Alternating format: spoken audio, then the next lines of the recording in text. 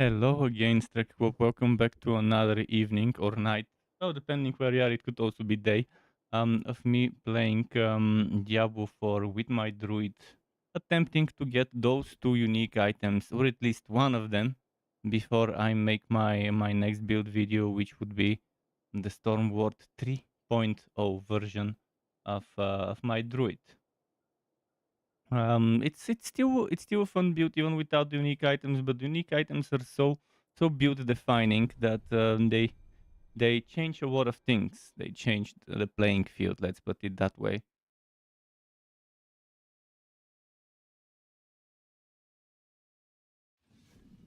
And I'm also starting in the late evening, well, early morning maybe to say, just because it's so warm during the afternoon and evening that it's better to just sleep during that time. So it's 1:14 in the morning here. My room is still 30 plus degrees Celsius, which is a lot to those of you on the Fahrenheit. It is a lot. Um, let's see where we can put this axe.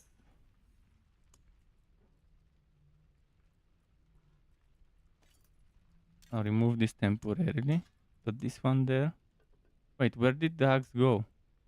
Oh shit, the axe went somewhere.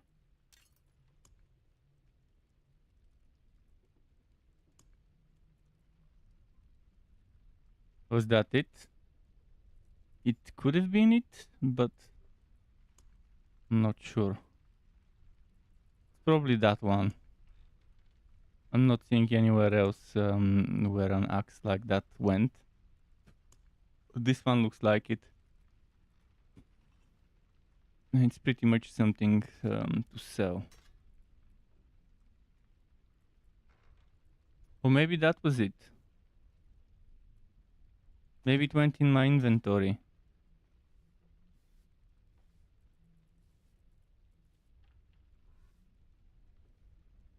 Yeah, maybe just I think they made it so that if your storage is full, it will goes in the inventory. But it is strange because the storage wasn't full.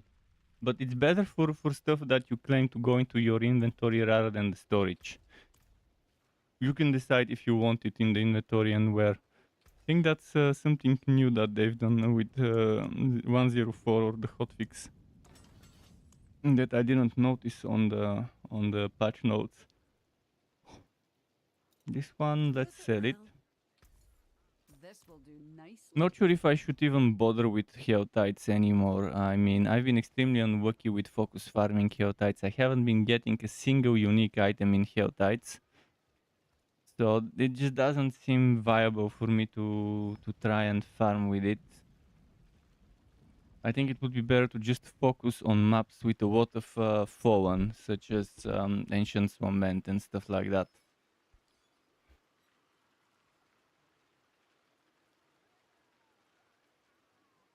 If I get lucky for such maps, for the time being, There is magic in all things. Let me show you. I cannot craft one of those. Okay, I'll do this cultist refugee, but I'll have to kill some more monsters than the bare minimum in case I get lucky with some sigils. And in the meantime, in terms of potions,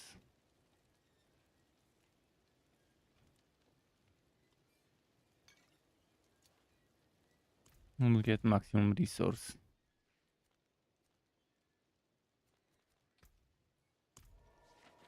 Let me cool my head a little, or this is it. A bike out to warm area. Although while doing that, my body is heating up the ale, the beer, IPA.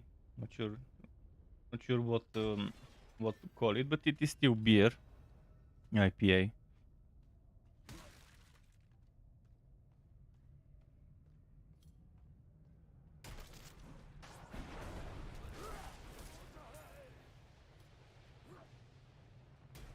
Very fun build to play, and it will be even more fun if I get the Greatstaff of the Crone and or the Storm Tempest, the Tempest Roar. More interesting the Greatstaff of the Crone, but if I get both, obviously nice.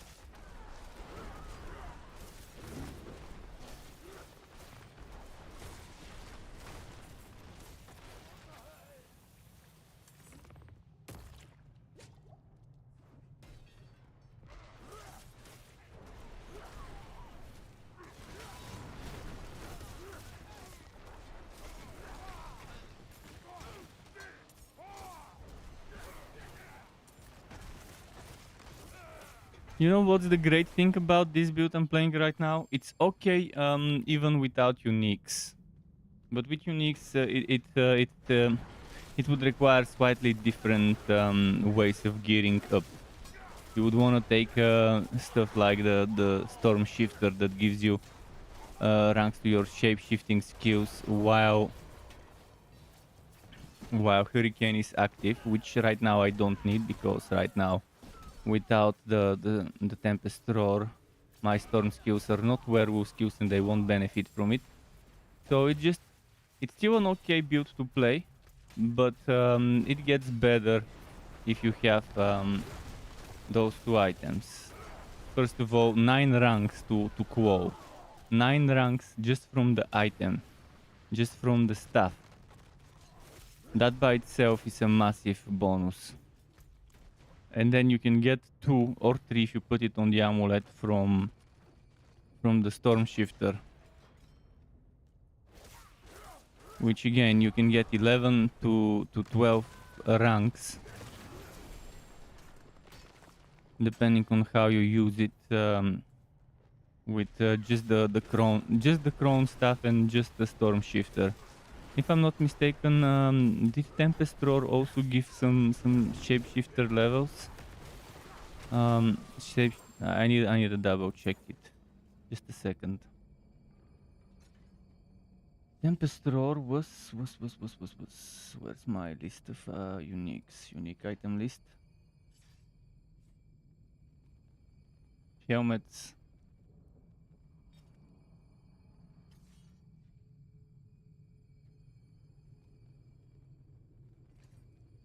So it doesn't give levels, but again, you can still get levels from... You can get levels from the Greatstaff, and the Greatstaff does give a ton of levels.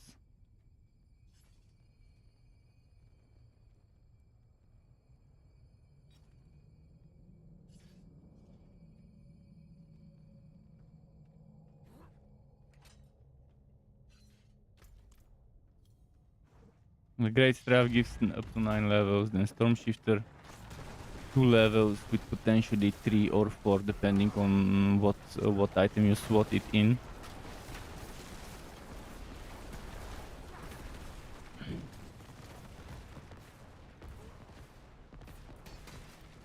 And then you have 5 levels just from the skill points. So even if it's just with the Greatstaff of the Crone, that's still gonna be level 14. And then with Storm Shifter as a regular and plus 2 levels, that's still level 16.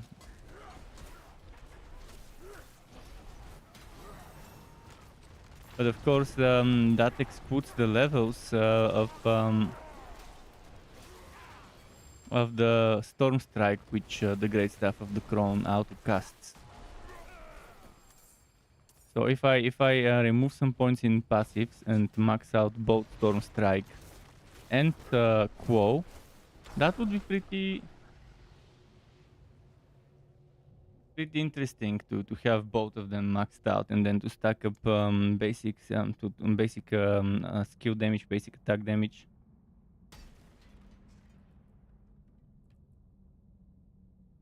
What do I need more, Dex or int or willpower? I think Dex is what I need the most. From the looks of it, a little bit of extra Dex will go a long way for me. This one would be intelligence. I'm thinking, right? I was gonna put I was gonna put Undaunted there most likely. Yeah, Undaunted, so intelligence. We wanna approach it, if I'm not mistaken, 1, 2, 3. This goes over here. And eventually it will go over there.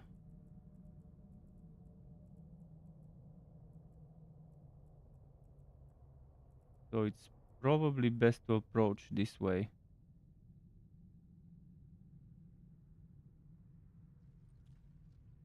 I was hoping I could go from here and approach that way, but I think it's just best to approach from the other way. In that case, do I need strength for anything? I've got this covered on this side, so there's nothing that requires. It's dex into willpower, so definitely not strength. For now, I'll take the dex, and later I'll rework my approach, just so I can get this. In fact, let's get one more dex somewhere.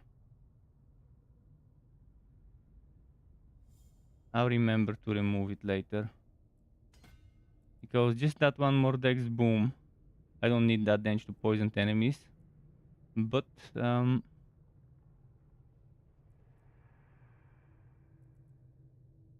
in case it does happen, it could be nice to have it, although I'm not convinced I even need it in the first place. I'm not poisoning right now. Fuck it, let's just go willpower for those points. If it's just damage to close enemies that I get.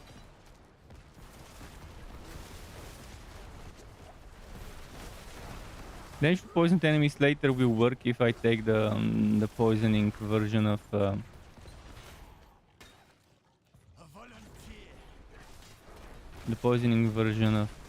my basic attack, the werewolf basic attack. Whoa.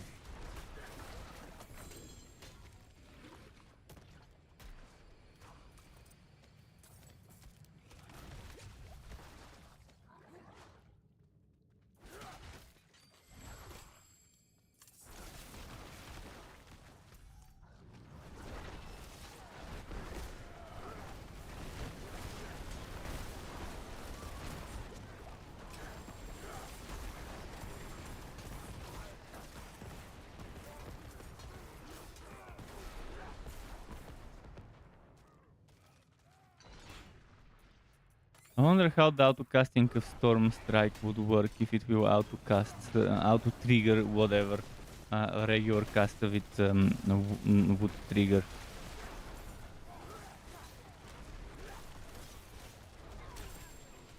Because most things that you auto-cast so far have been working in such a way where they get auto-cast with everything, with all their upgrades and stuff.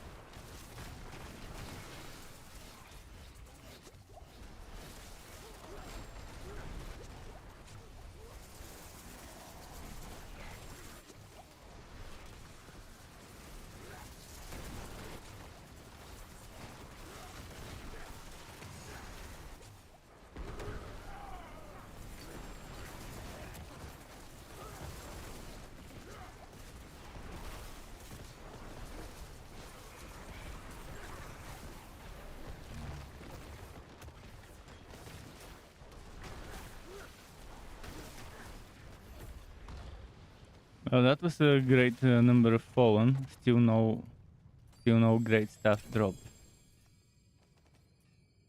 But the more fallen I fight, the higher my chances of getting the drop.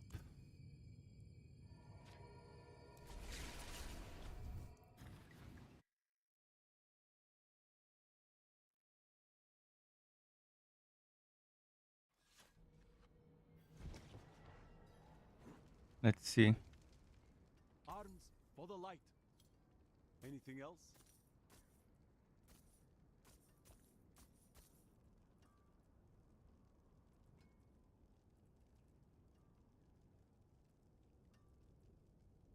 Yeah, let's just get rid of everything.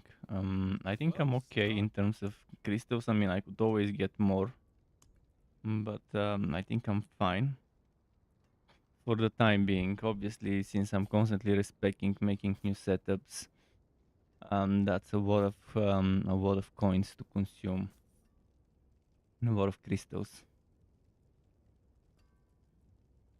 I was gonna put a better.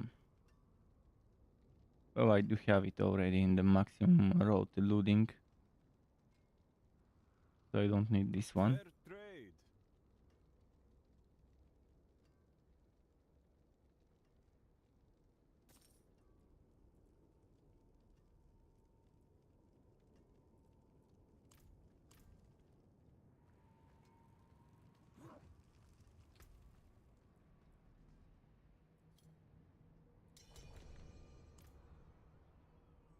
What? Why?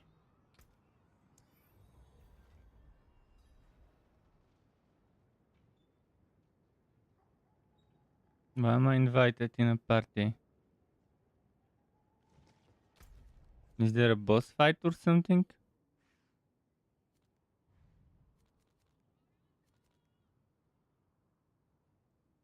Tier 13 Nightmare Dungeon. Yeah, I'm not doing someone's random Nightmare Dungeon. And the guy didn't even say anything in the party chat. What the fuck? Oh fuck! I just lost my dungeon. I just fucking lost my dungeon by accepting. Why did I fucking accept the invite? That's fucking bullshit. This shouldn't happen. If I accept someone's invite to a party, I shouldn't lose my dungeon. I should still be able to go back to my dungeon. There should be multiple dungeons open in a party. If they should allow multiple dungeons open in a party.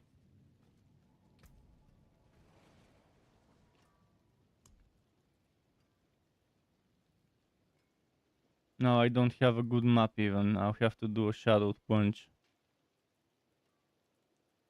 And I had a good map going. I had a cultist refugee going.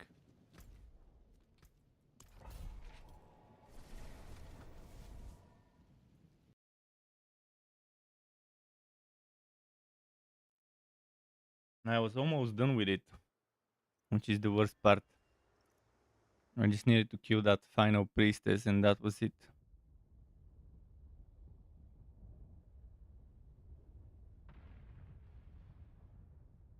At least I got a sigil to drop in the previous map, so there is that.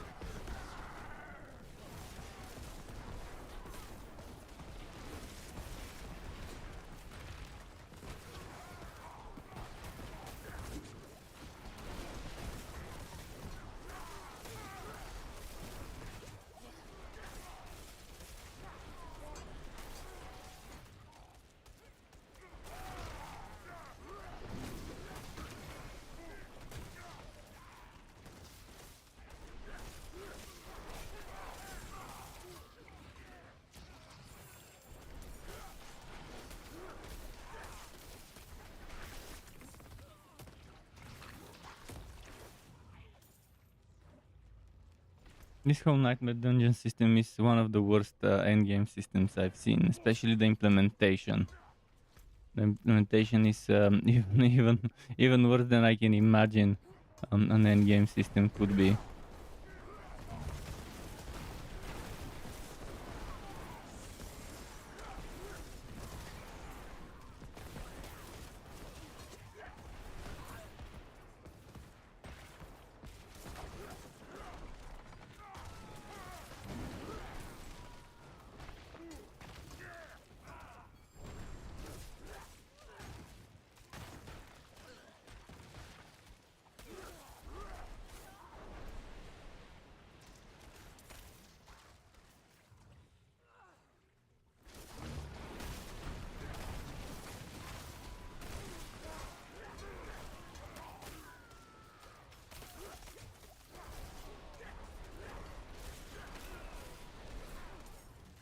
Terry hit 100 mark.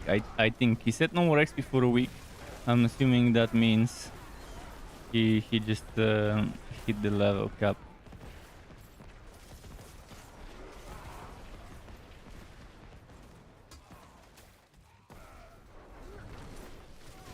Because if our glyphs are maximum, he can still get XP. Glyph XP. if he has some unleveled glyphs.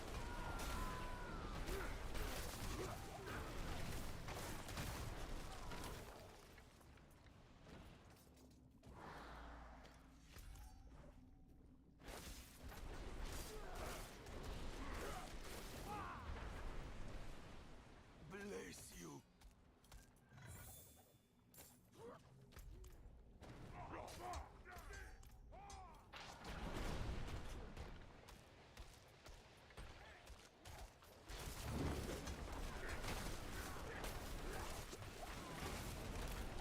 Come on.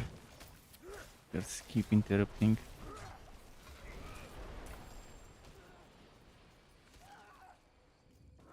Poison, bleeding, and other damage over time interrupting you when you try to interact with shit is bullshit.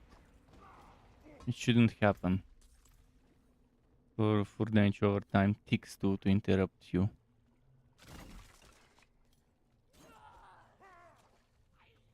Even taking damage shouldn't interrupt you. You should be able to keep untying while taking damage.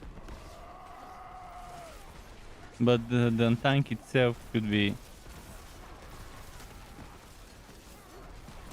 The untying itself should be faster. Mitchell James says, that's weird. Why did my message disappear? My bot probably ate it up. I don't know why certain things YouTube doesn't like. Or my bot itself. I'm using I don't know what bot for YouTube. I think I'm using Nightbot for YouTube. Maybe it ate it up. I'll check the message history to see. It might be held up by auto moderation. No, I'm not seeing the message. So it doesn't seem like a bot ate it up. So no idea. Why and what message disappeared. Because, for example, on Twitch, sometimes Twitch would hold some messages and then I can see them and they would be held for approval and I can see them and decide whether I want to approve them or delete them.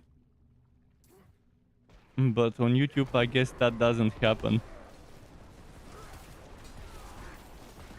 How's it going, Micho?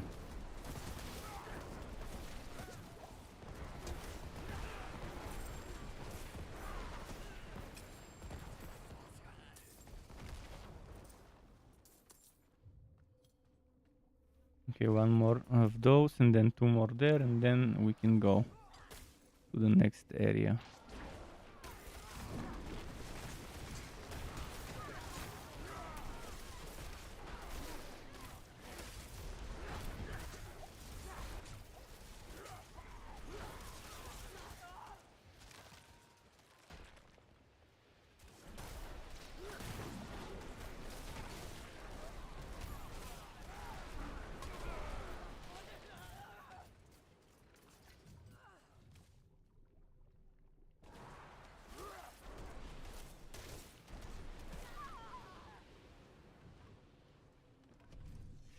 So many things in this game that you have to channel, it's super annoying. And on top of that, being able to get interrupted. If you get interrupted, it should work like revivals. You should remember how far you got.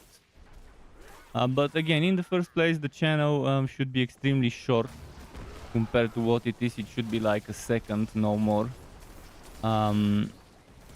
If they even wanna do channel in, I personally wouldn't do channel. I personally would make it click for 90% of the things that we have to channel, and for the other 10% I would make it like second and a half. But I would make it remember. If you get interrupted, I would make it remember, and the only thing that would make it get interrupted would be crowd control, like stun and immobilize and freeze. regular damage, I personally wouldn't make regular damage interrupt actions like those.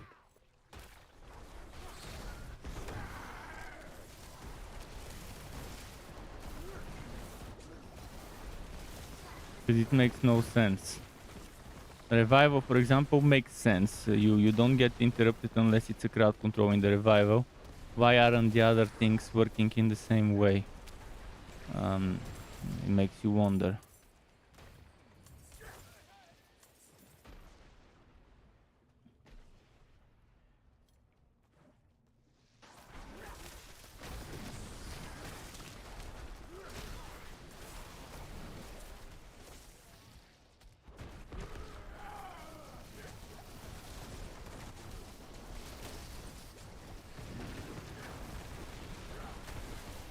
I gotta get rid of the little guys, because the damage just keeps adding up.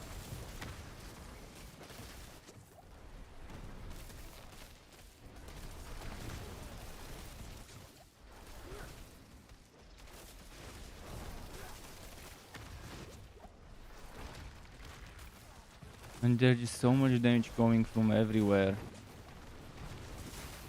If I could get them one by one.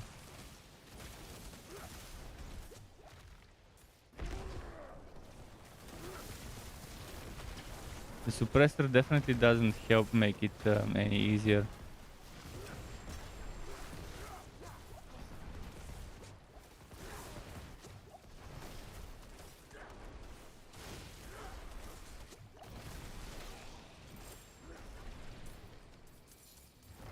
Okay, fine.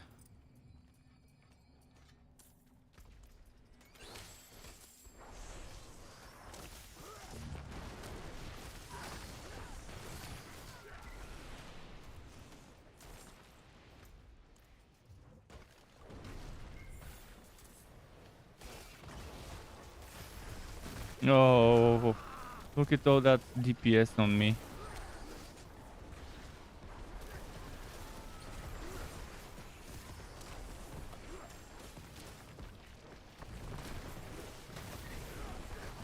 Let's get the annoying shit out of the way.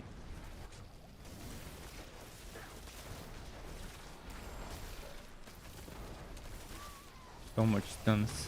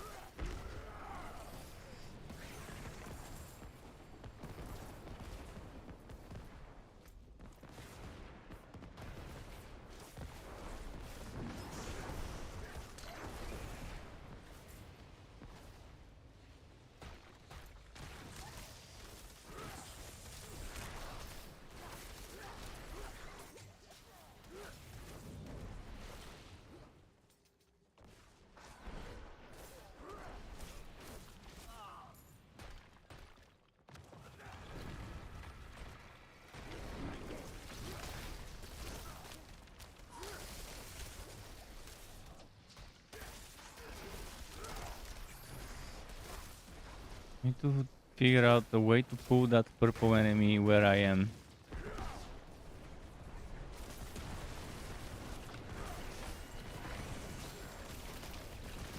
In the meantime, I could just pull away the enemies from the purple one.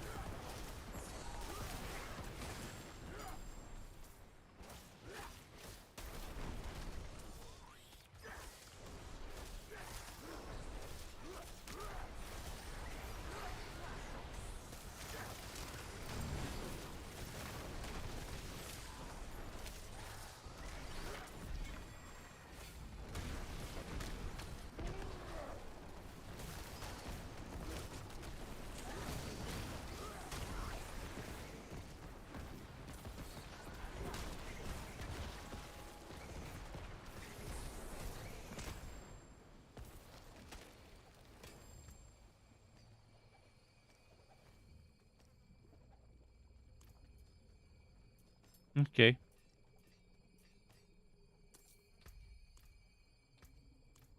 Room for one more ancestral and I'm down at 15. Soon. All those glyphs and no room to put them. I mean, werewolf, I do have a room to put werewolf. The place where I'm currently using human, my starting board, will be the place where werewolf will go. But the thing is, I have no use of werewolf right now. But when I get Tempest Roar, I would have all the uses of werewolf. When I do get Greatstaff of the Crone, again, I will need the werewolf glyph.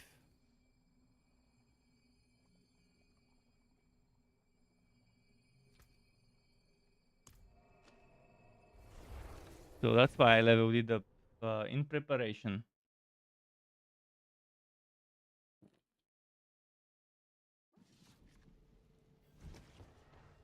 But the game doesn't want to drop it. I might reach level 100 before it drops it, so maybe after today I would stop playing this character and just make the build video in 1 or 2 days from today.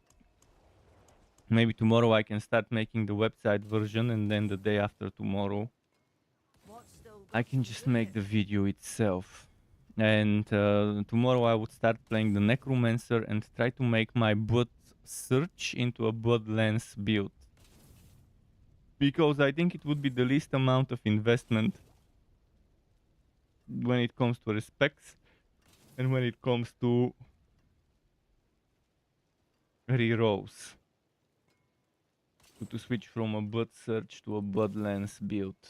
I would just need to change some of the items. And I'm not gonna reroll the aspects, I'm just gonna make new items to replace the ones with the blood search related aspect. Which should be just a single item. I think on my Necro there is just that one item that is specifically blood search aspect. And on that one I can just keep that one somewhere in the stash or somewhere in my inventory. And just if it's a weapon, find a better weapon. If it's gloves, find and oh, the gloves, yeah, the blood surge gloves, those would definitely have to go away. And to get benched for Bloodlance gloves. So it won't be that difficult. I'll just need to make Bloodlance gloves, and I would need to make whichever item I have the blood surge aspect on. I would need to make a similar one with the Bloodlance. And I think it's reasonable because I've always wanted to make a Bloodlancer in post 50 content and see how it goes. I always thought it would be pretty solid and fun to play. And since I already have the glyphs and stuff for a blood search with overpower, it won't be that difficult to tweak things here and there for a Bloodlance setup. On the Necro.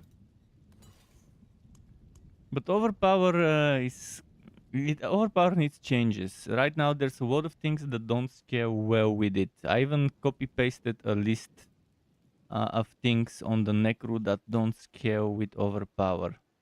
For example, imperfectly balanced, Death's Embrace, Death's Reach, Amplified Damage, Coalesced Blood, Tides of Blood, Bloodbath the legendary note, Conceited the legendary aspect, Untimely Death the aspect, Grasping Veins the aspect, Damage to injured / healthy enemies. All of that does not scale with overpower, or overpower does not scale with those things.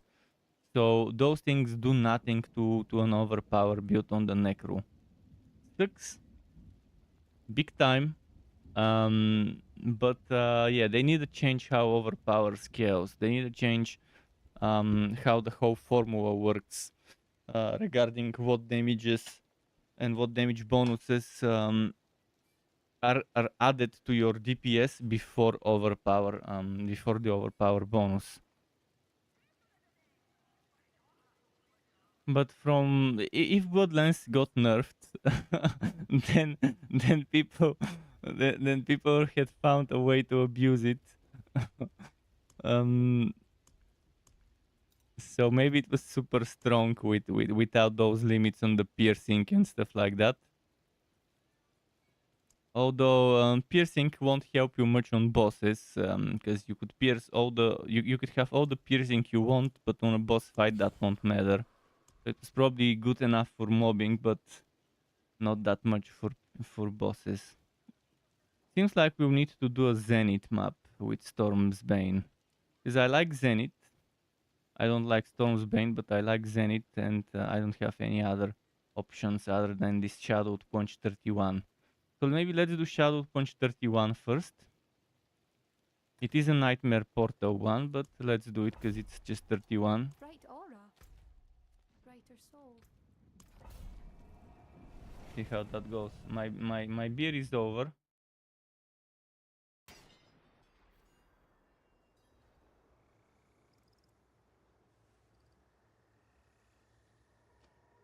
I'll switch to water. Gotta stay hydrated. 32 degrees Celsius in my room right now. It's 1:50 in the morning. This is what living on the West 4 is. For the most of since 1999 up until this year, I've been living on the second floor, and in a building where there's other buildings making shade, so it never got this hot. But since I moved to this building in this winter, I didn't expect the summer to be this painful. I mean, 31 plus degrees.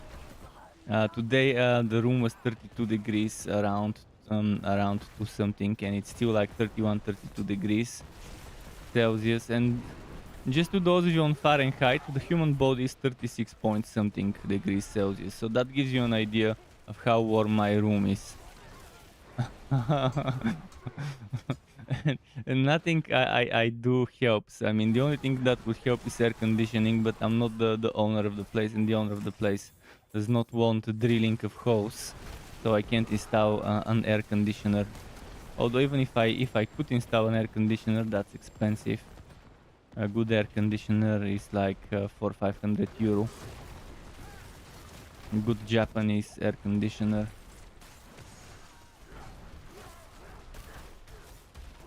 But even if I had the money, the problem is the landlord doesn't want holes to get drilled.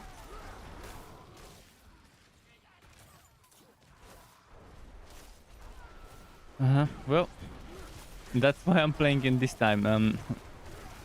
Until it starts fucking raining in the day and making the temperature go down to like 20, 26, 25 in my room, or at least 28, if possible. I'll be streaming at those late hours for me, and sleeping during the afternoon hours after 2 o'clock p.m. This is gonna be my summer schedule. It's fucked up. It's a fucked up schedule because I'm going to bed at like 14, 15 and waking up around midnight. But it's the smart thing to do. Otherwise, I'll be boiling in this sauna temperature.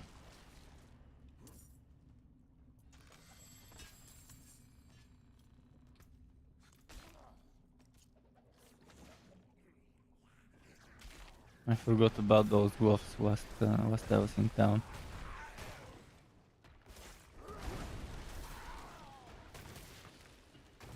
You're a saint.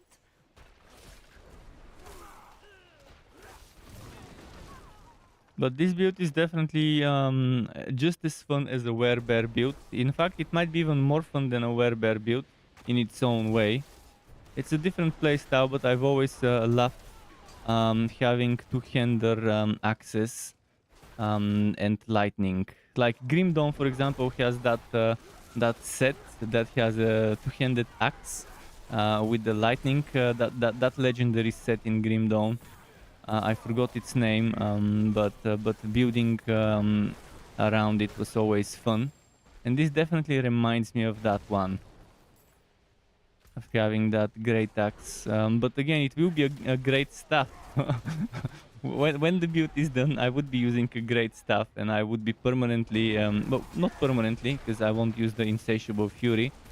But most of my skills I cast, actually all of the skills except Earthen Bulwark that I cast, would be considered werewolf skills and would shapeshift me into a werewolf form. But for now, the build looks like more of a human, with the occasional shapeshifting for a debilitating roar. And it does look like that Grim Dawn setup with that lightning set. Storm something.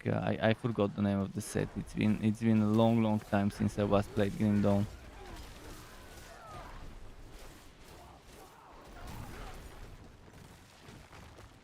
Wouldn't have made it without you. 21 looking for something interesting to play, and if you've never played Grim Dawn, you might try it with mods.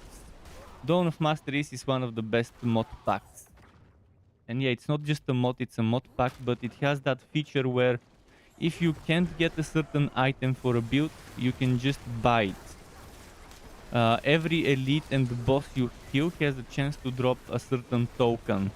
It can drop a unique token or a legendary token, or whatever it was called. Or maybe it was elite token or a legendary token.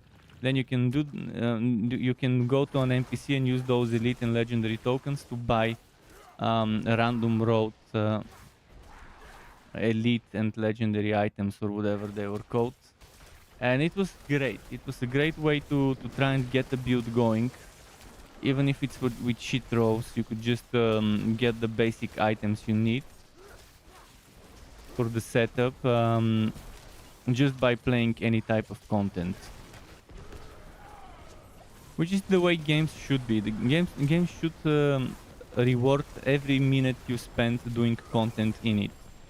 And then you should decide what to do with the rewards that you're getting. You should decide if RNG is not giving you this item or that item, you should be able to get it one way or another with tokens. And in Dawn of Masteries, the Grim Dawn mod, that's what you could do. And Dawn of Masteries also has Diablo 3 Masteries, it has the Grim Dawn Masteries, it has Masteries from Diablo 2 if I'm not mistaken. It had a ton of stuff. It's again a mod pack. So you could go Diablo 3 Necro with a Diablo 2 Necro, or Diablo 3 Necro with a Grim Dawn Necro, for example, just to give you an idea of what you could do with the multi-class, multi-mastery system there. And with the different masteries that you could take from that mod pack. And it's much more fun to play than this one, except I've played Grim Dawn for so long, I've kind of gotten bored of it, especially of having to redo the content every time I do stuff, to retake the devotions every time I start a new hero.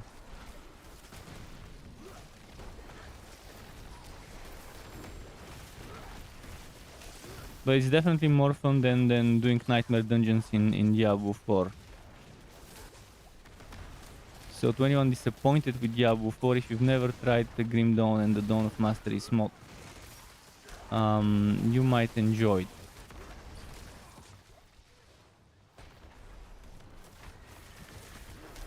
And the quality of life in that one is the real deal.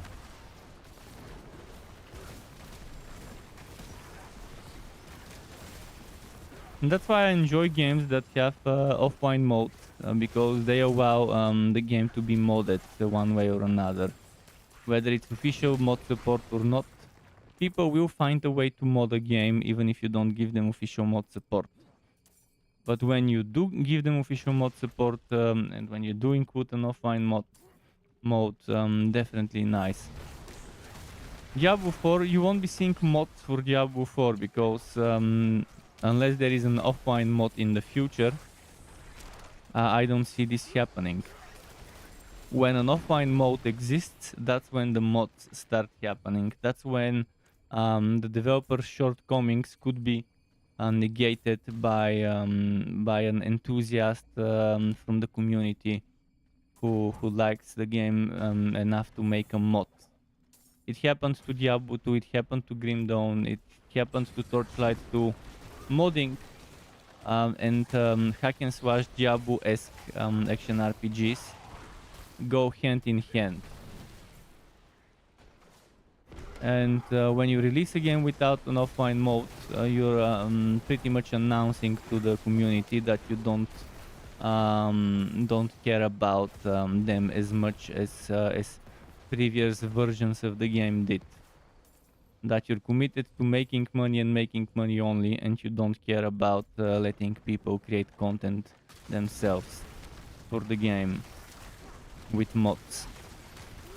Hopefully Blizzard decides to look back on that decision and reevaluate that and maybe add an offline mode.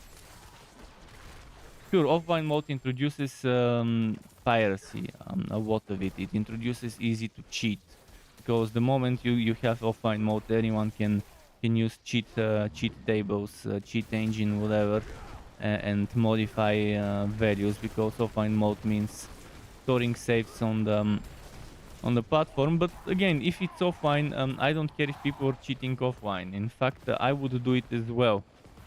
If I had offline mode, I would copy paste my characters. I would I would do a lot of things for the sake of science, for the sake of testing builds, so I don't have to waste time. Which is what offline mode is for modding and for testing stuff.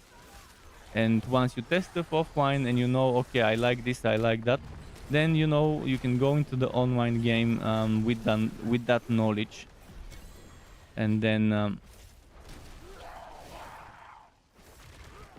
you won't be wasting your time testing stuff in the live game. You would just have a plan and you would follow that plan. Currently, respecking is very costly, especially if you consider the enchantment cost. Even if you somehow can swallow the respect cost of your skill trees and paragons, there is still the respect cost of rerolling your items and things like that.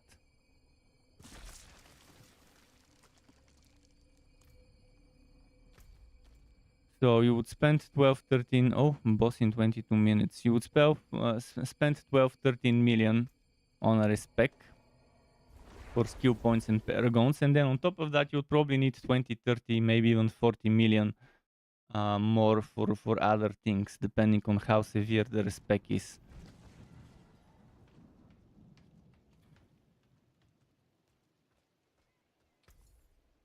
For example, moving from a fully lightning sorc to a fully ice sorc definitely would net you a solid cost of respecking. The majority of passives, let's say at least 50% of the passives, you probably would rework.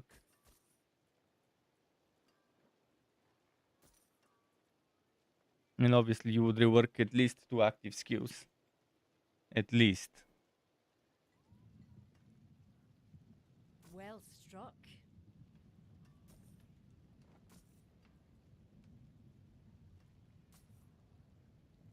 Okay, if there is a boss fight, I wonder if I can do 2 maps or maybe just a single map. I'll go to my browser and open helltides.com. On helltides.com I can see the boss timer, so if I'm inside of a map and the boss is coming closer,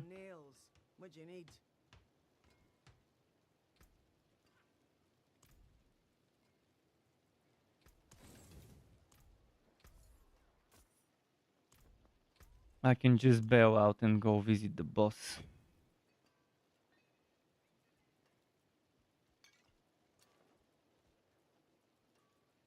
So Zenith with Stormbane's Wrath. That might take a while, but let's see.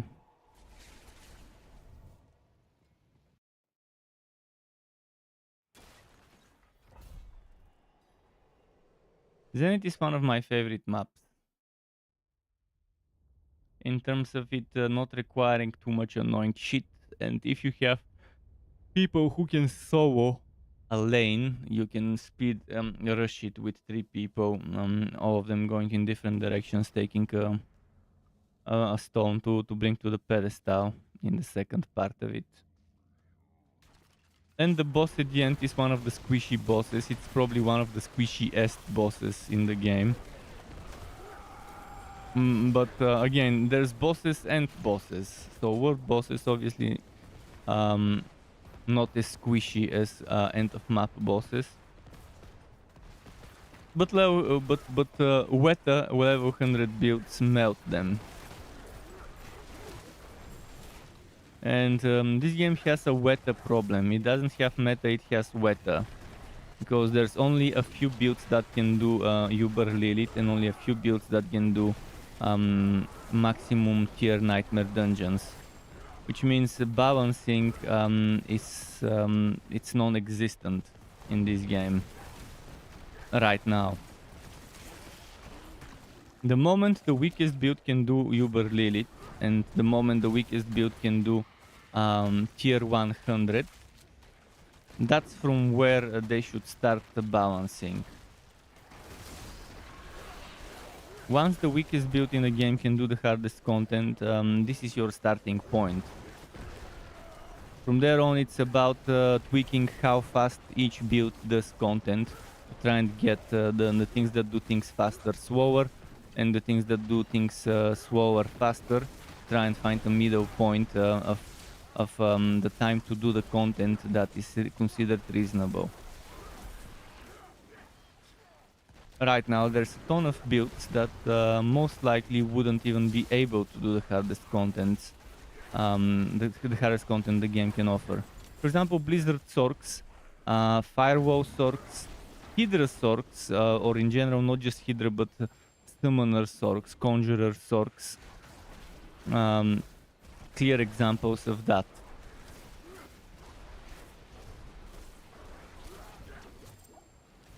Sorks in general, after a certain tier, they're either they get one shot from everything. Even if you keep rotating your defensive skills for barrier, the moment you find yourself without a barrier and a ballista shoots you from afar, boom, you're dead on a Sork. So they gotta do something about the survivability of Sorks. Sorks are very great up until a certain point. Up until a certain point they're amazing, and then suddenly it's like day and night.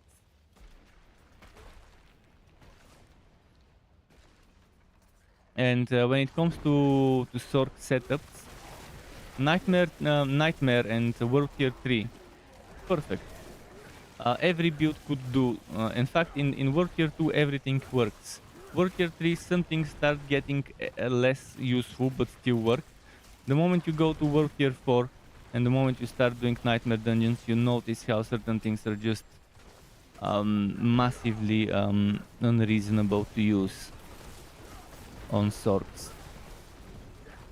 The same goes for the Druid. Boulder Druids have a big problem, and that is the cost of Boulder. The cost of Boulder should be half of what it is. 60 base cost of Spirit is just not a reasonable cost for a skill. You're already wasting an aspect to make Boulder a core skill, so you can spam it. And on top of that, the damage is not that much bigger than Trample, for example. So that's something they need to look into it.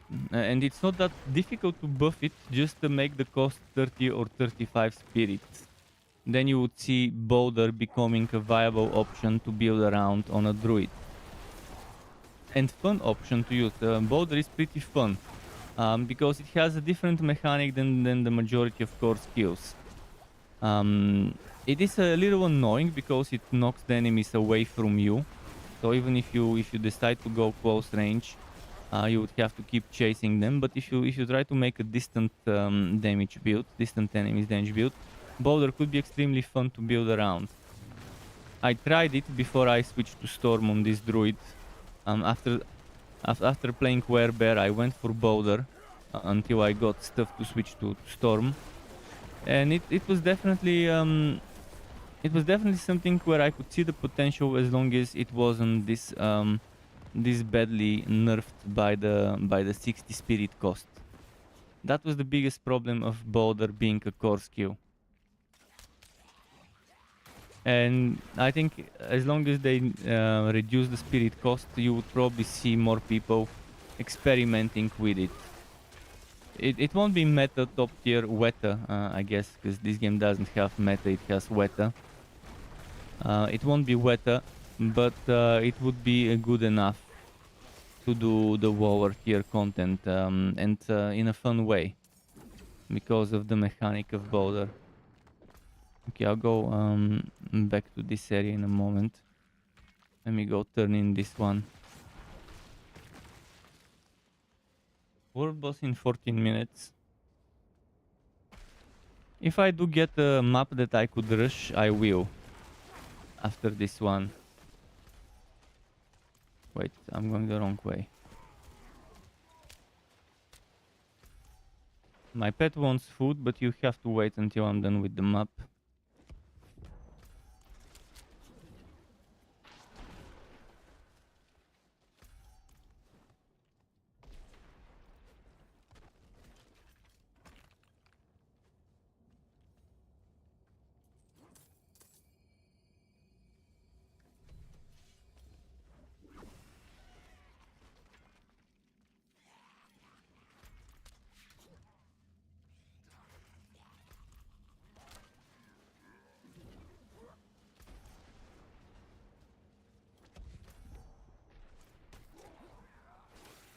Let's see.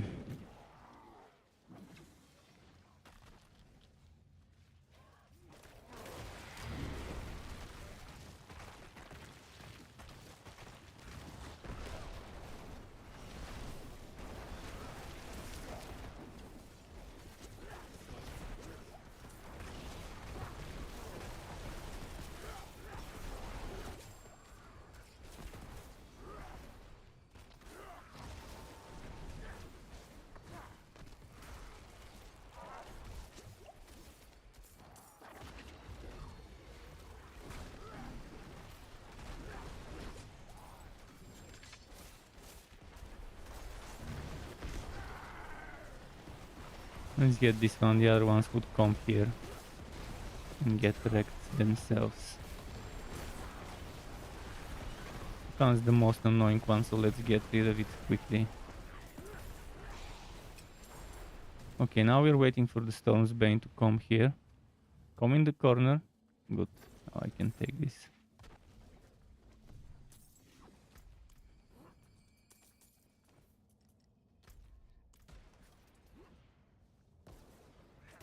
Come on, come on. Keep running.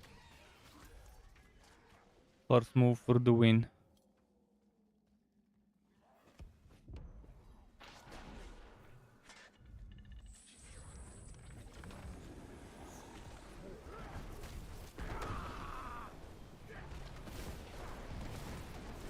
Of course it's gonna kite in the Storm's Bane.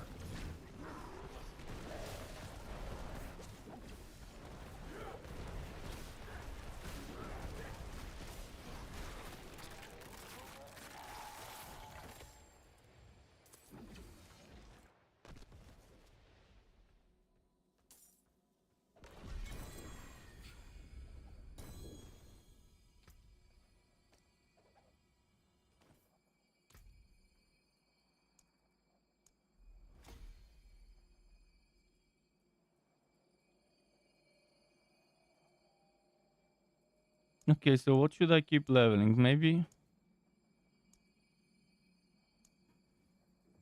exploit, because right now it works on any setup.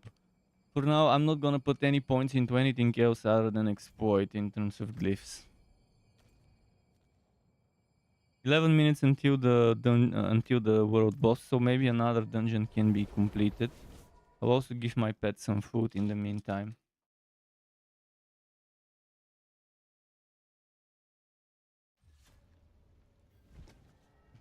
He has hopes in his eyes. Hopes of getting fat.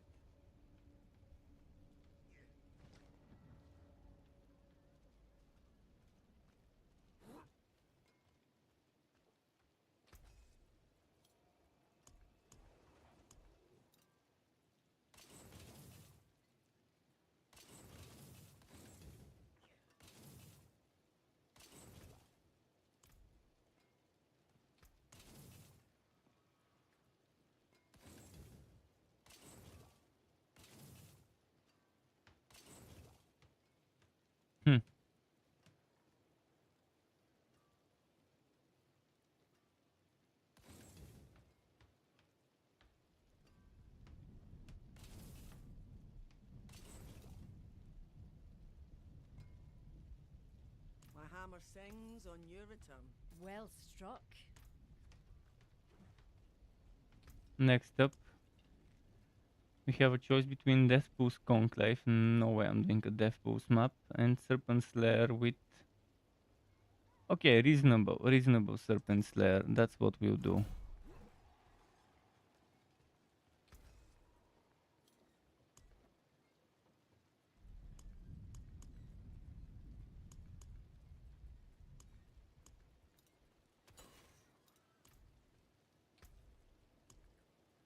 Have I got Beast Slaying? I do have Beast Slaying. Beast Slaying it is. 9 minutes. I'll be able to finish this map within like 6-7 minutes and have time to reach the boss. If I can't, I'll just rush to the boss and maybe return to the map later. But I'll just try to rush it. Serpent Slayer was, if I'm not mistaken, a rushable map. There is no QO enemies or something. And there is, at the beginning, if I'm not mistaken, Animus. 5-6 enemies to kill for Animus. And then there were those 3 Word of Ice after that. But the problem is with rushing, I would end up making big trains of mobs to follow me with a ton of crowd control and poison to follow me. So I should do half rushing.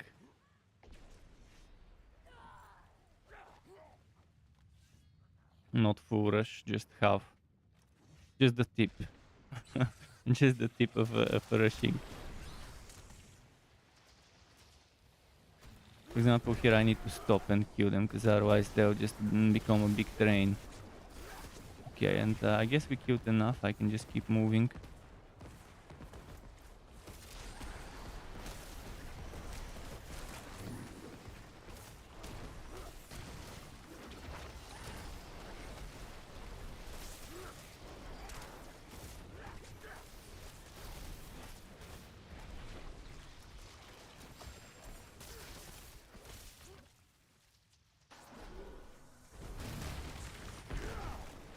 Now we gotta wipe this one out quickly.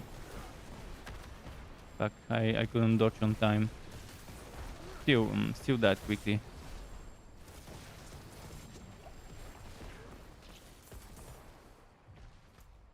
Let's go this way.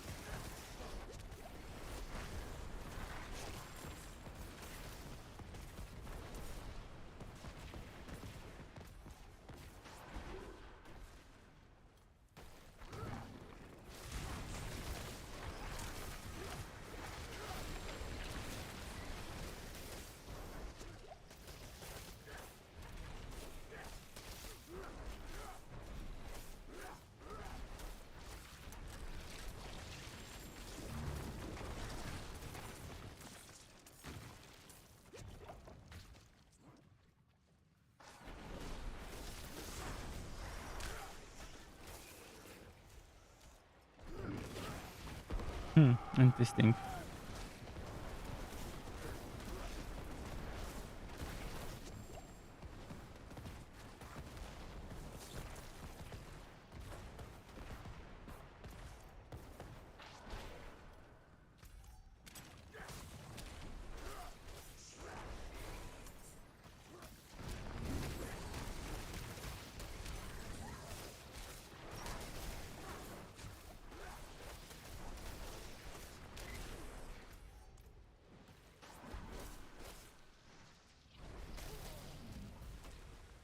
There we go.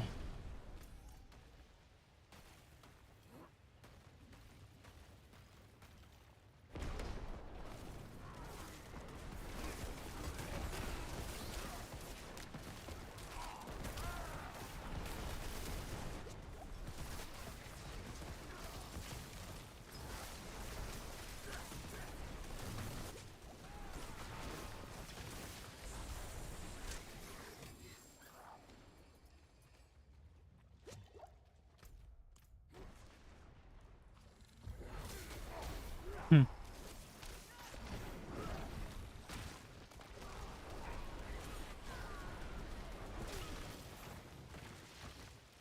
How many more minutes until the world boss? 4 minutes. Okay. Let's speed things up a little.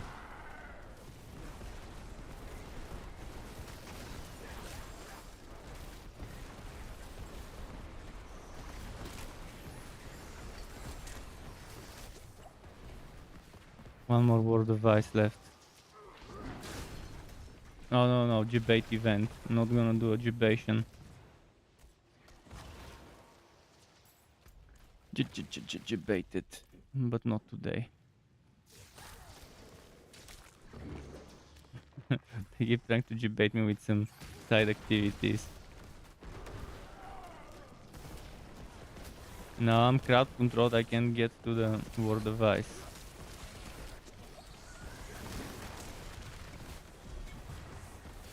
Fuck, this one got fully healed.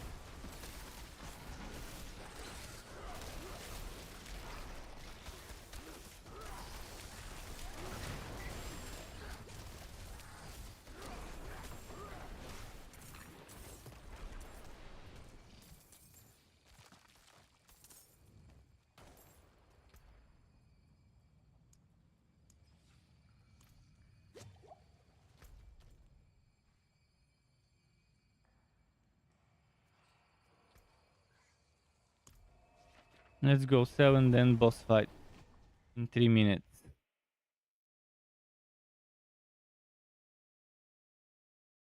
Who knows, maybe this would be the Wiki boss boss run.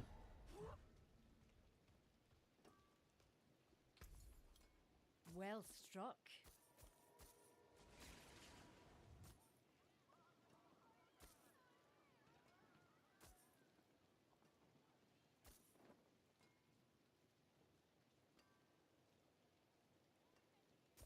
Keep them sharp, keep them ready. Always sharp, always ready.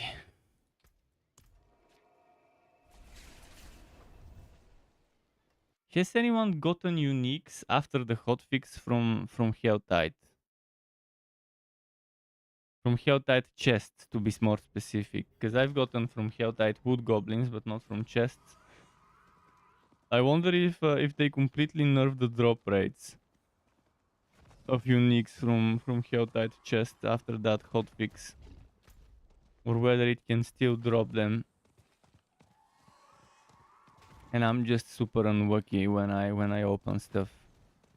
So far, I haven't seen a single one ever since they added uniques as a potential drop to Helltide chests. That's why I'm not gonna do a single Helltide today. But if someone confirms that it is possible, then I could probably reconsider it and maybe try to improve my work.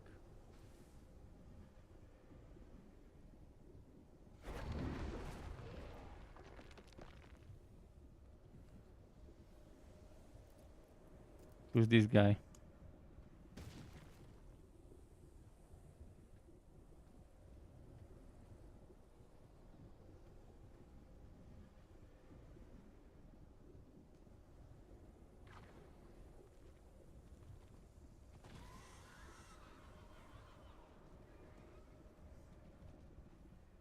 Doesn't work for the druid, it's only for the other classes.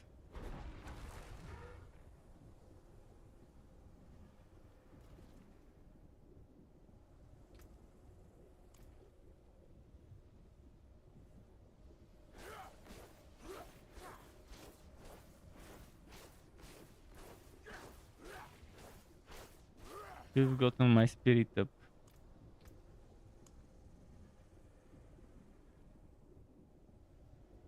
Is a Shava considered a beast? Let's hope a Shava is considered a beast for the beast slaying. Although it doesn't seem to be spider, maggot, snake, or werewolf, so maybe wildlife, but I doubt it.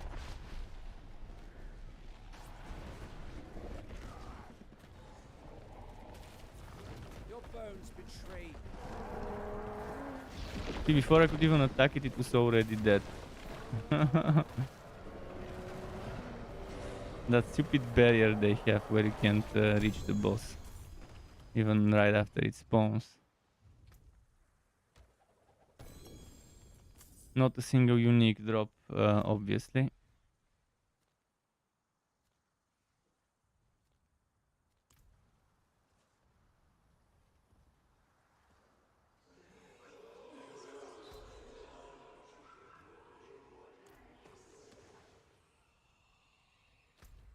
That was a quick kill at least.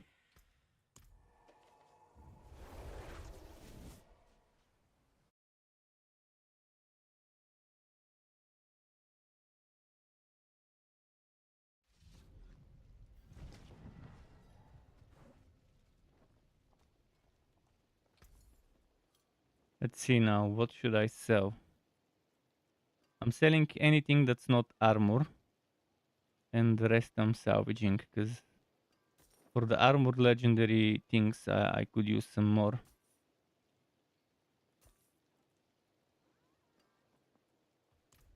I forge more than horseshoes and nails. What do you need?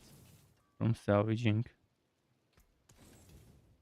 And back to dungeons it is.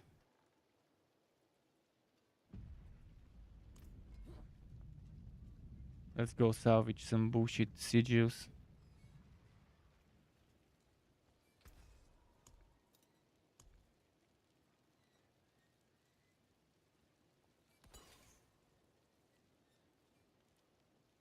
This sounds good, I could do it.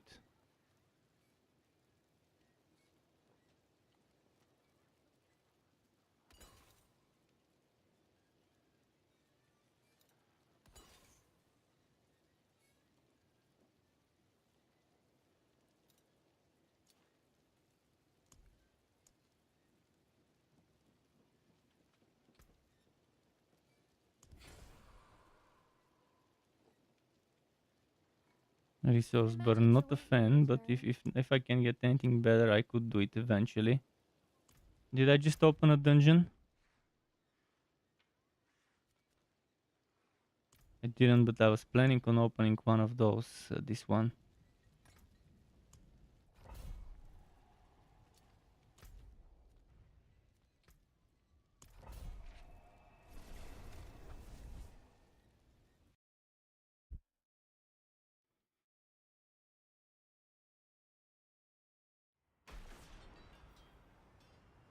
Here it is.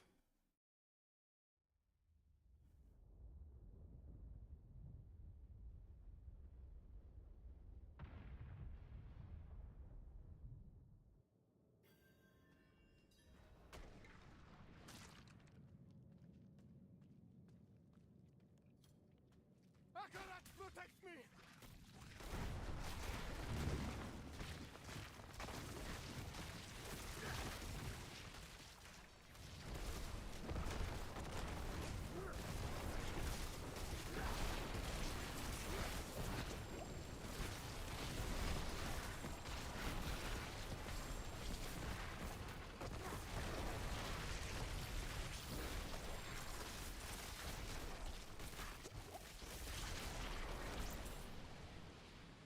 You were the answer to my prayers.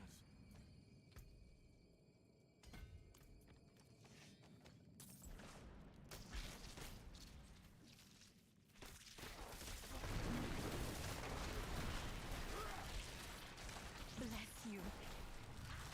Okay, let's go to the next one.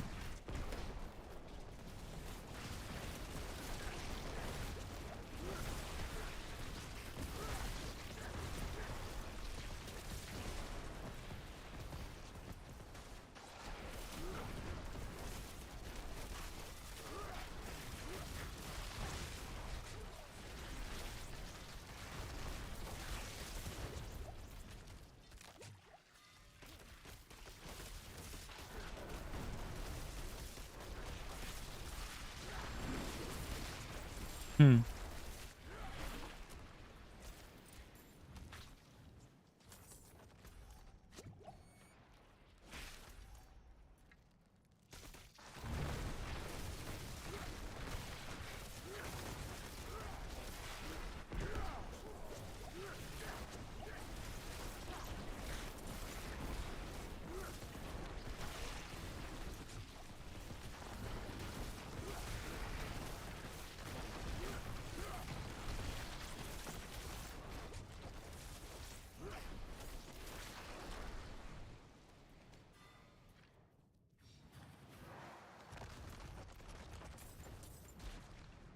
Let's see.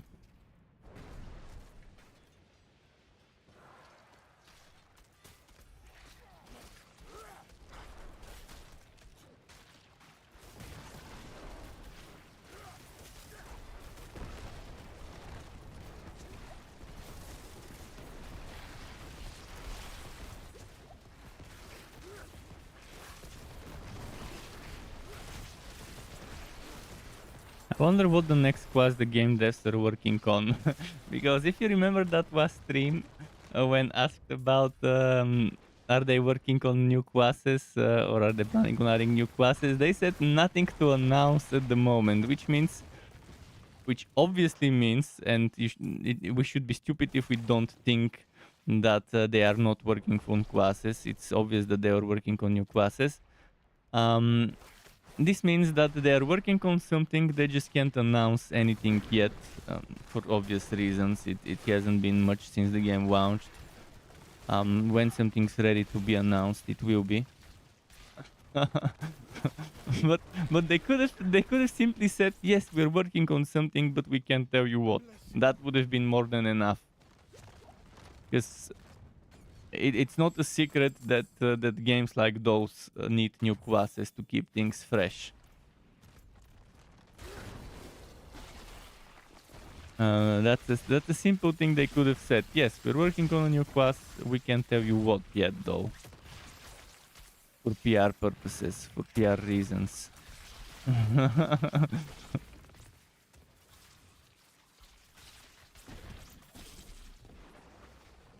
I'm really hoping it's a proper heavy Paladin Crusader. Even if they do something like Diablo Immortal's Blood Knight, even if they do something like that, as long as it's a heavy class, a proper tanky class, it would be nice. Ideally, someone with good synergies with Overpower, and ideally they would rework how Overpower calculates things. Class with some Fortify and with some Overpower, or with Barriers and Overpower. Barriers, Fortify and Overpower as things to it. I hope it's a Paladin with Auras. Or a mix between a Paladin and a Crusader. Kundem was pretty good on the Crusader as a skill mechanic, being able to pull enemies closer to you. This is pretty good. Pull them in and then boom, AoE. But Hammerdins, that would be fun as well. or Aura, or Zeal Paladins, Zealots.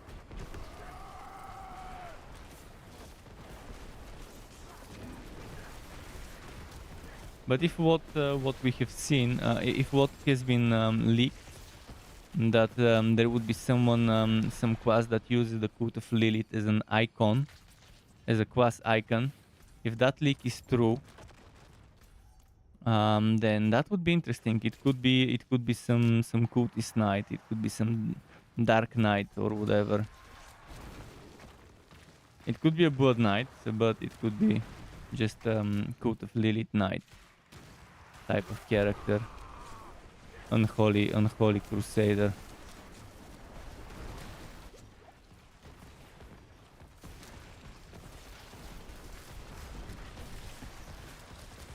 We'll see.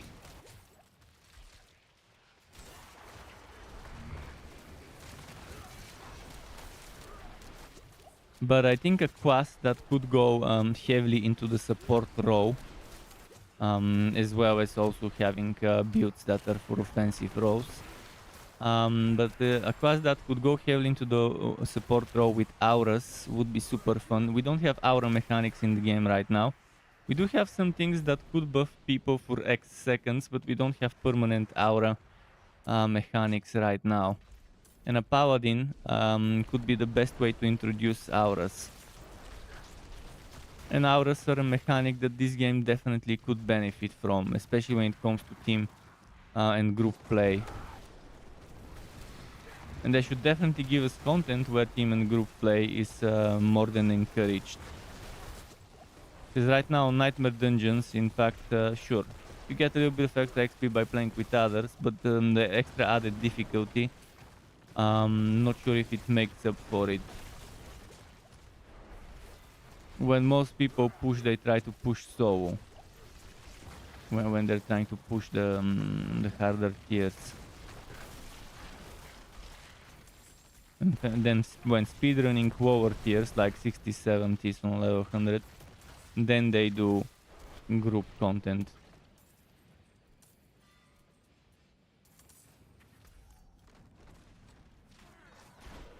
But first of all, I really would love to see rework on the whole vulnerable system.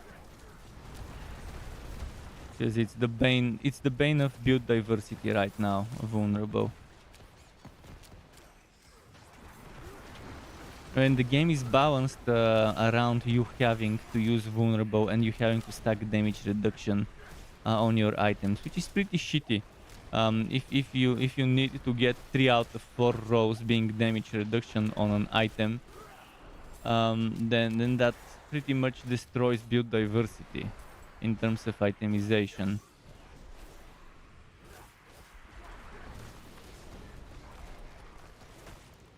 And that's probably because of how resistances work, but then it would be all once they fix resistances, it would be all about stacking resistances and maybe damage reduction. Being two resistance to damage reduction, it would still be destroying a lot of the diversity. One shouldn't need 3 out of 4 rolls on an item to be damage reduction and resistance and stuff like that. Maybe 1 out of 4 or at most 2 out of 4 should be defensive on the armor items. But the game should be balanced in a way where for the hardest content you wouldn't need more than 2 defensive stats on a defensive item. Like chest pieces. Another unique that I don't need. Mad Wolf's Glee. That's probably my 5th Mad Wolf's Glee. 5th. No shit, I've already salvaged a bunch of those. But not a single Greatstaff. Not a single Tempest Roar. But at least I'm seeing uniques. Who knows, maybe next time a unique drops, it would be the one I need. One of the 2 I need. Preferably the staff, because even without the Tempest Roar, the staff is more than enough to make the build an actual build.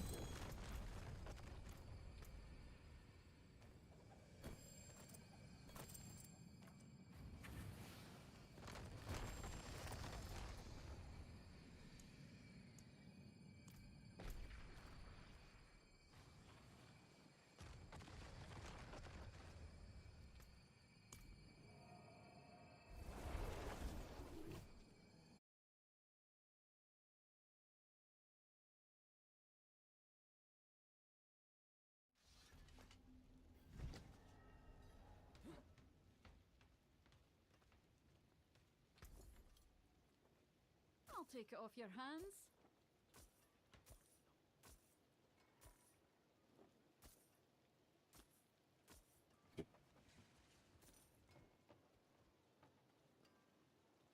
Okay.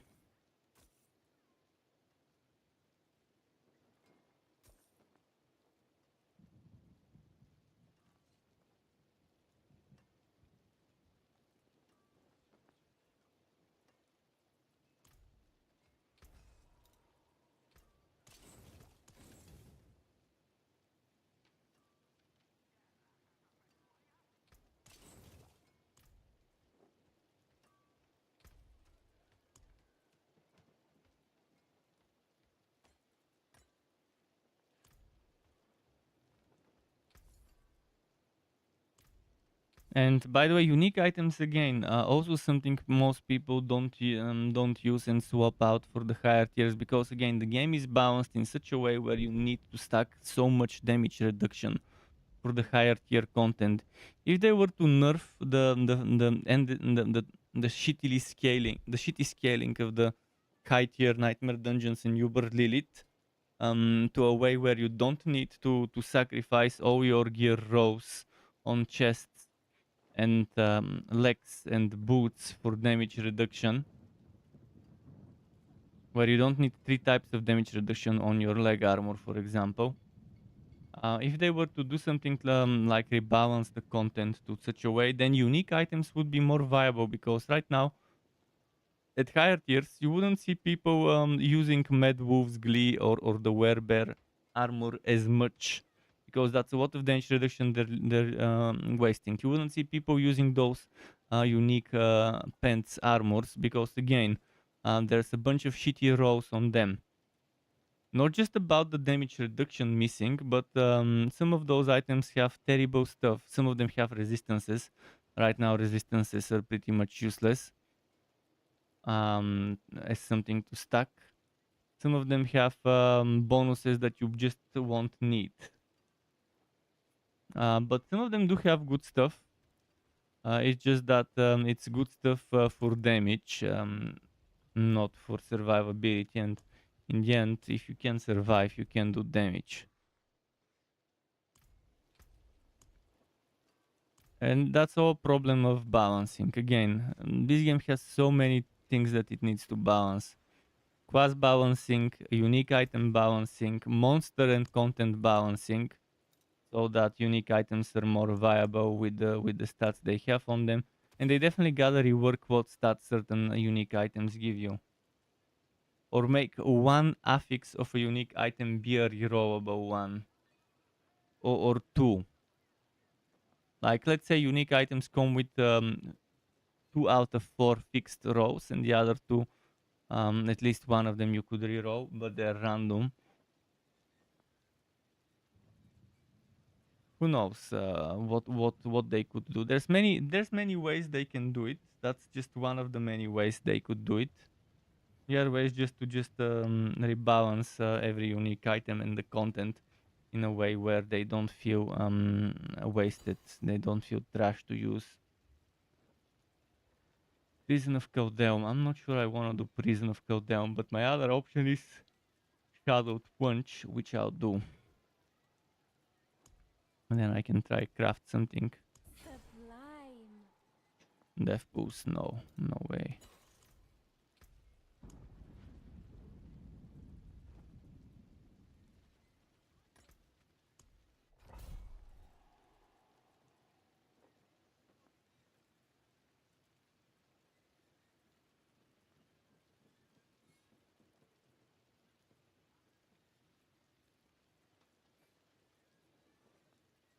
Gotta get rid of all those elixirs, but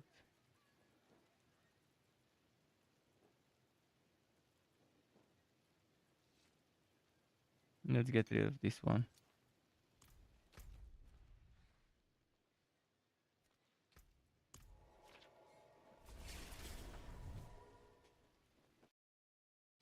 It's very demotivating how I'm unable to get those items.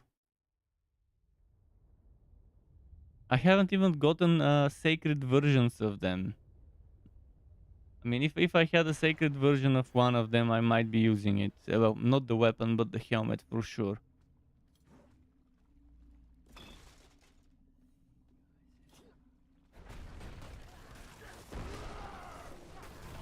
But yeah, I might end up reaching level 100 before they drop, so today is the last day I try. The last day I try to get them. If I don't, tomorrow I'm switching to the Necro, and I'll just make the build as a human form build, while mentioning that the final version of it requires those werewolf items to get the most out of it.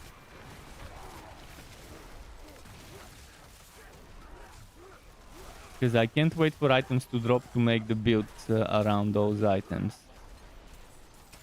It's gonna take forever with the shitty drop rates.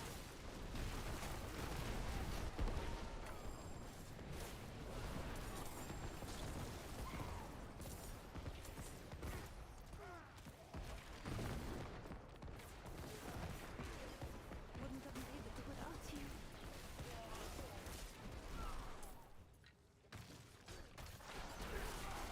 And that's why we need a system where we earn tokens from bosses and elites, and then we exchange those tokens for items.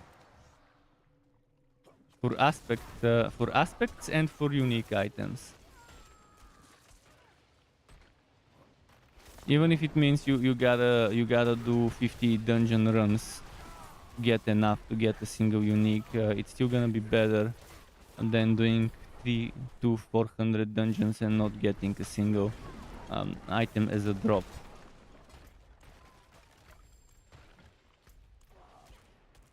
As long as you know, okay, I gotta do X amount of dungeons, kill X amount of bosses, world bosses, X amount of Helltide bosses or whatever, to get my tokens that I can exchange for an item.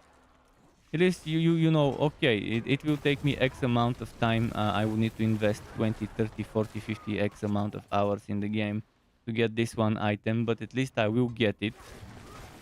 There will be a guarantee I could get it. The game respects my time. Right now, I might never get the fucking item because how random everything is. I might play this game for a year, like I did with Torchlight 3. Torchlight 3, I played it for like after the game launched. I probably spent 1,000 hours, and I never could get that one item on my Dusk Mage. Never could get a Molten Reach for that build around it, and I really wanted it, and I did end up making the build video without the Molten Reach in my possession, while mentioning that you would ideally want it for the modification it does to one of your skills. It was a very good modification, it was a very fun modification. It was a very nice build around me item for one of the skills of the Dusk Mage. But I spent thousands of hours on the game, over 1,000 after the game launched, after the last character reset wipe, and I still couldn't get it. So that's why relying only on RNG for drops is the worst thing you can do as a developer nowadays, considering you've seen other people do it better. So if other people have done it better, that means you don't have excuses to not do at least as good as others have done. You don't have to invent hot water. You don't have to come up with the ideas yourself now, considering other people have come up with the quality of life ideas that an itemization system needs.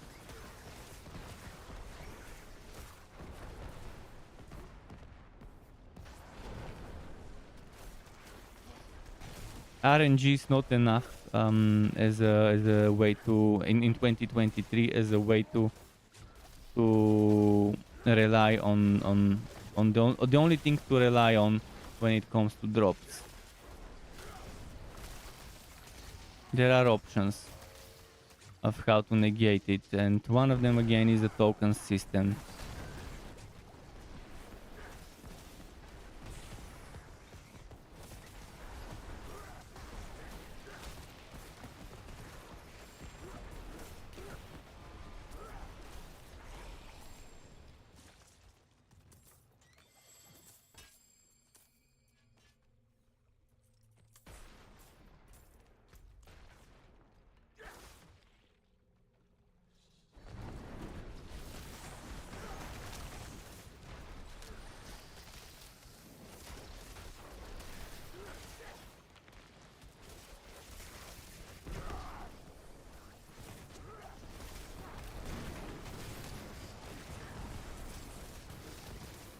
But yeah, one thing I did love about Torchlight 3 is how some of the items, some of the legendary items were extremely fun. Extremely nice build opening, build around me, legendary aspects, legendary items. And the fact that you could put them in the legendarium, you could pick 3 of those to stay as powers, kind of like Diablo 3 legendary gems. It was pretty fun.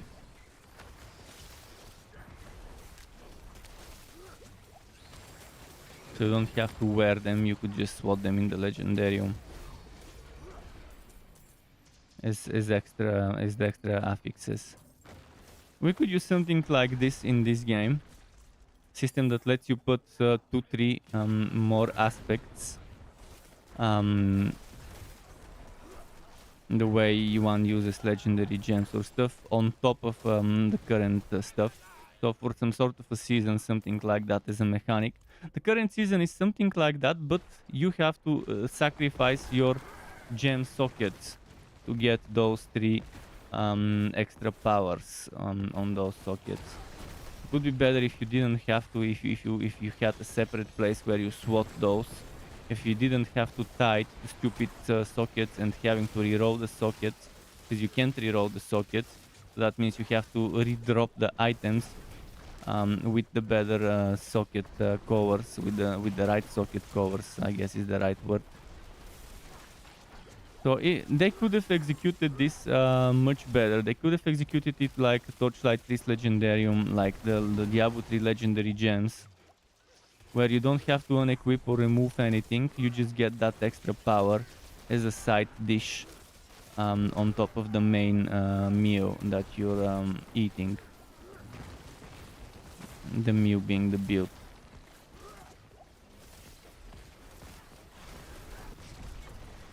Oh fuck, now they reset. This bullshit. This is one of the biggest bullshit where it resets the monsters. You've gotten them down to low HP and the bubble currently spawns and boom, now the monsters reset. And you have to go get them down again. If you wanna finish what you've started.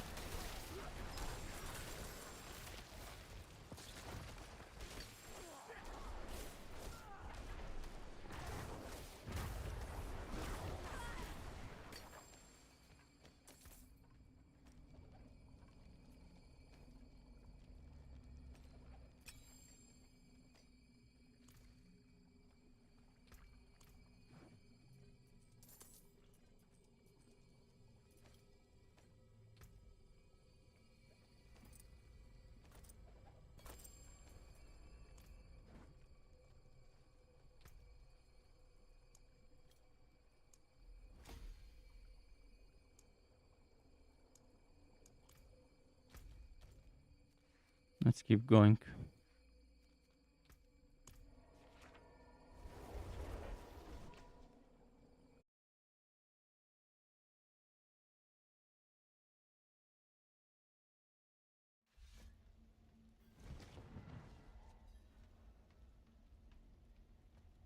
Gonna go grab something from the fridge for some munching.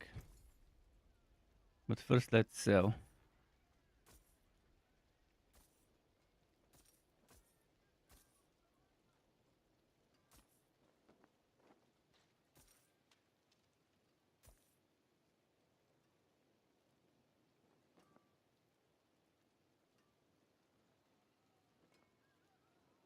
Increase strike damage with third skills, increase strike damage and vulnerable damage. This is actually a pretty good mace, one-handed mace.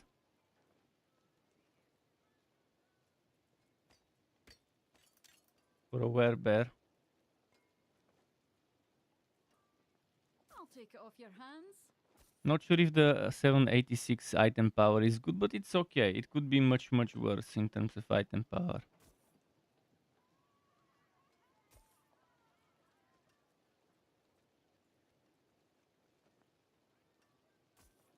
No, we gotta salvage armor for materials.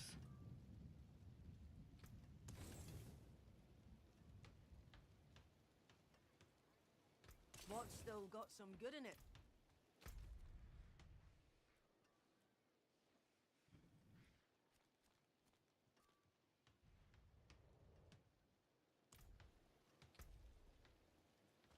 See some steel you need?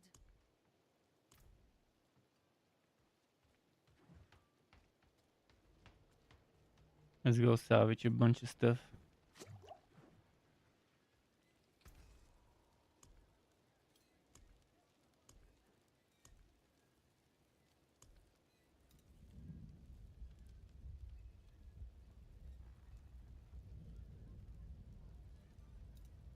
Another Shadow Punch and a Witch Water. Let's start with the Witch Water, so that I don't do back-to-back Shadow Punches. Oh man. Oh yeah, I need to go quickly to the fridge. So just give me. Let's see. There isn't anything that can.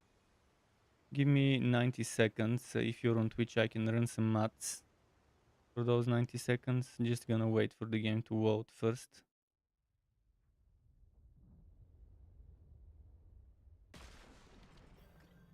And I'll be right back.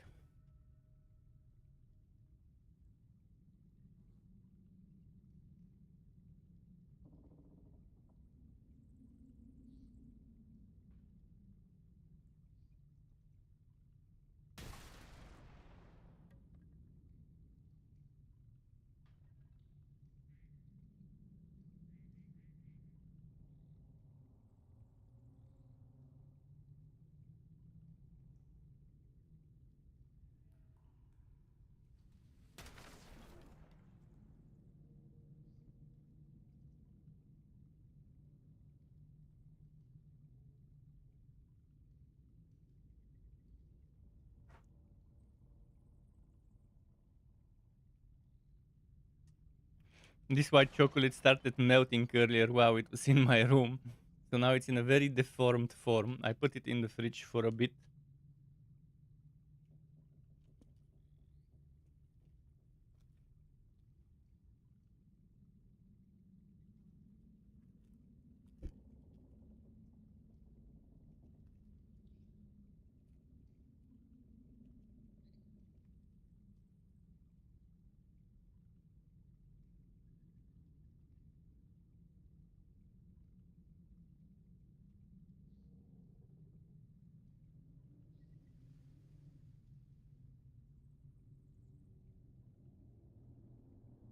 My pet heard me making some noises with the plastic wraps, and he immediately thought it's time to feed him.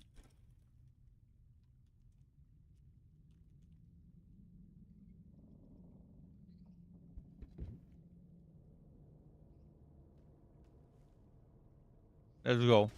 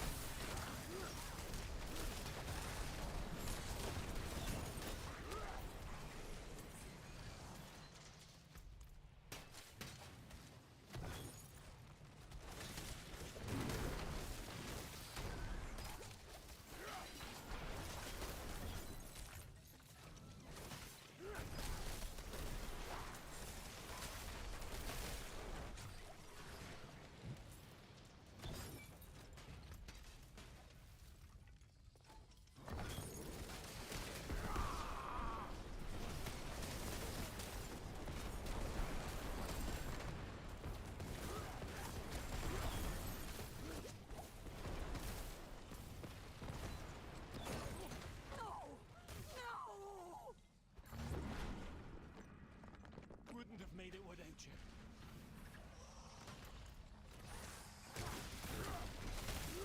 There we go.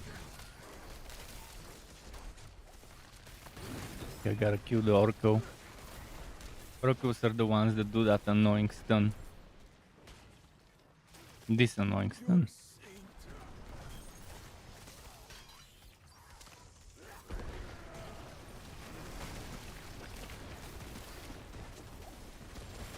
Ah!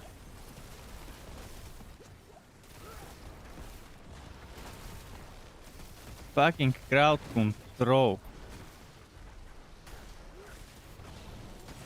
There's just so much crowd control I can't get a break.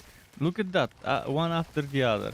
And I can't see shit because of how they've designed the stupid winds to hide what's happening on the ground. There's so many things that you can't see happening underneath your feet.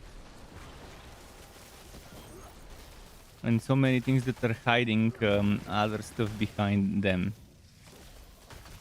Other stuff that you would clearly want to be able to see, to react to.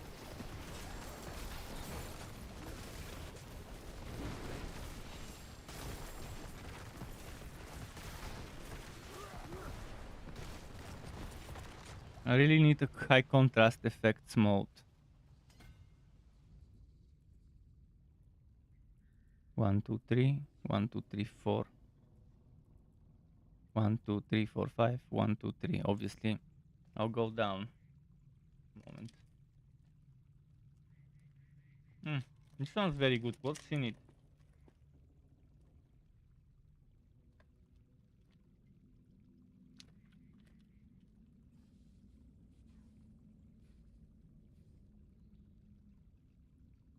Rice syrup, desiccated coconut, cacao butter, chia protein, coconut flour. Okay, not bad. It's definitely tasty. It's more than just coconut, but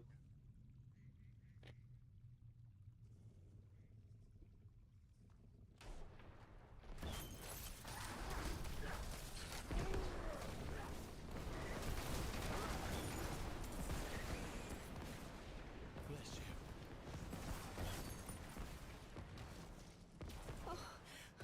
Bless you.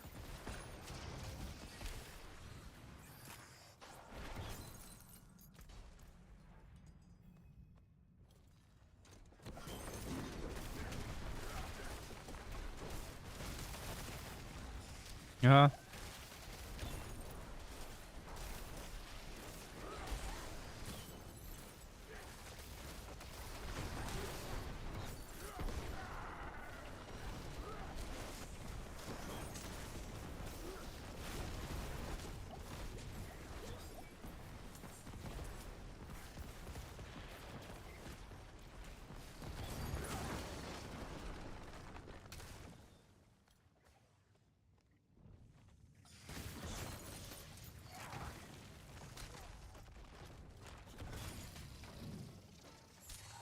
Shush.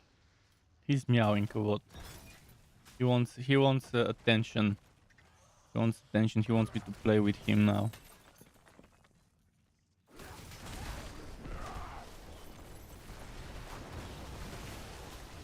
Real shrine or fake shrine? Let's see. Fake shrine. I mean, it is real, but not something I can instantly get.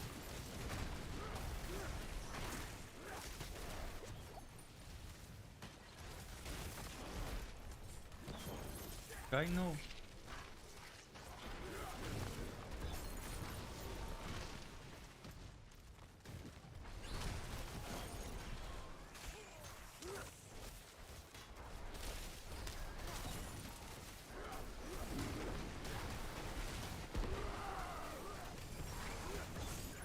He's like, play with me, human, play with me. I have energy I want to spend. But he can just run around the apartment himself if he wants to. He used to do it in the previous apartment, and every now and then he does it here, but he used to do it more in the previous apartment. He would run from one part of the apartment until the other one, and then back and forth. Do laps for fitness. I'm not sure why he doesn't do it as much in this apartment, where it's even better for the purpose. He has more room to run.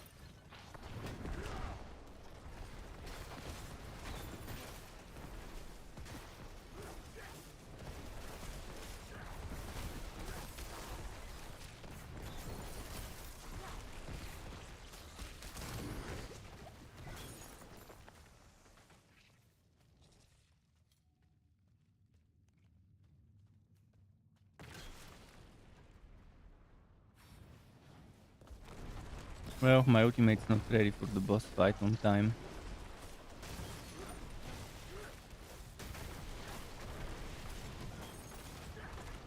Okay, now we have the ultimate.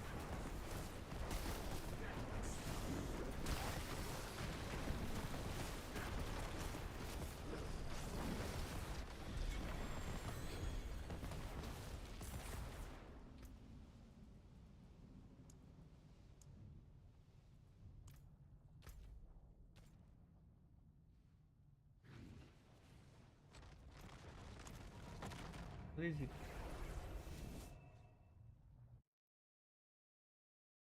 Let's catch him.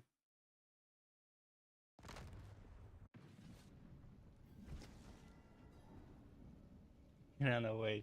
I couldn't catch him. I wasn't fast enough. He just wants me to try and catch him, but I'm not gonna chase him. If he comes close, I will I will capture him and put him here for a moment.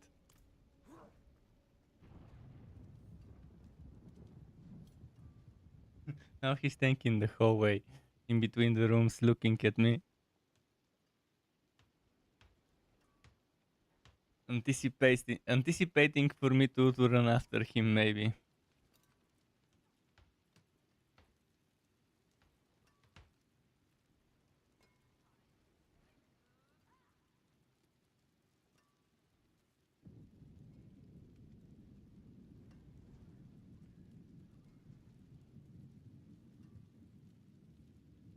There he is.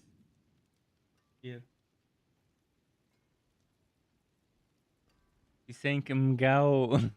That's a sort of one of his ways of meowing. The same meow. Let us deal. For when words feel well struck.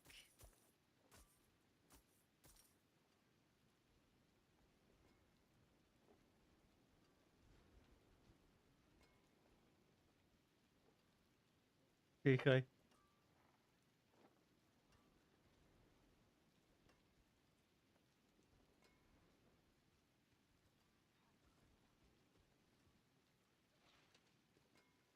What's there?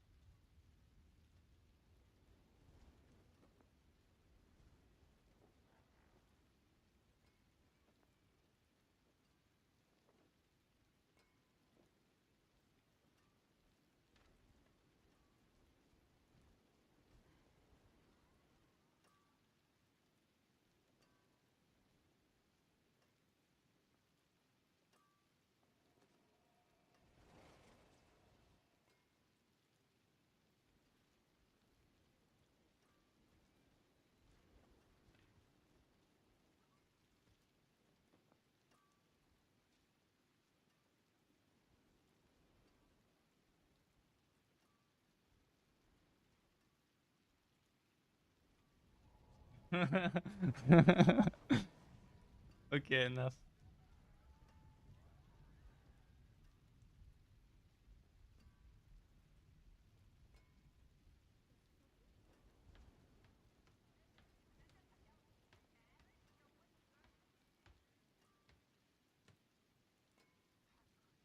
Enough of that. Let's go back to grinding. More wood. I'm gonna get rid of more wood. I don't do more wood. I refuse to do more wood, outer wood, and whispering pines because of the ridiculously overpowered monsters with one shots over there.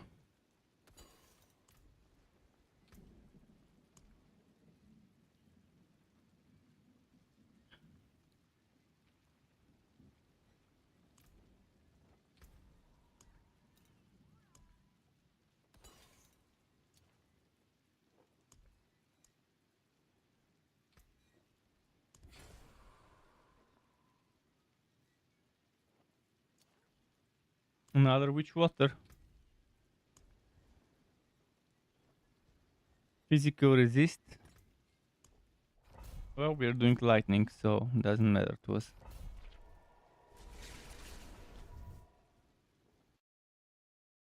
Look at him washing himself where I touched him. The filthy human soiled his skin, his fur.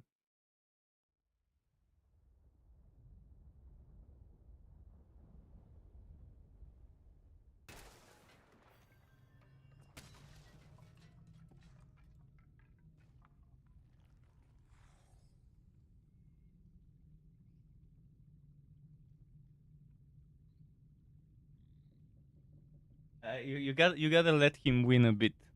He doesn't like when he can't win. He's kind of like me and the games. It shouldn't be too difficult. So you gotta let him win a bit.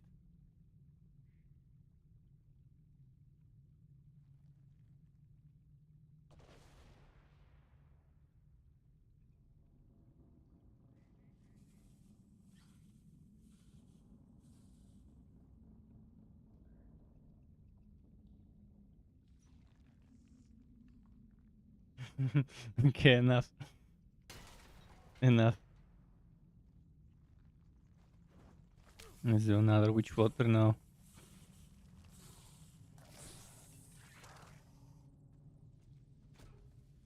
But yeah, he also doesn't like unreasonable difficulty. So I let him win every now and then when we play wrestling. When he plays wrestling with my hand as an opponent. Saved my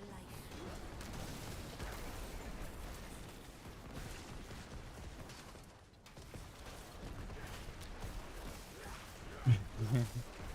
There he goes. Okay. What is it? I could try switching on a fan. I have a fan in my room. I could try switching it on for a bit, see if it will help. But the only thing it helps is it makes me sneeze, and that's it.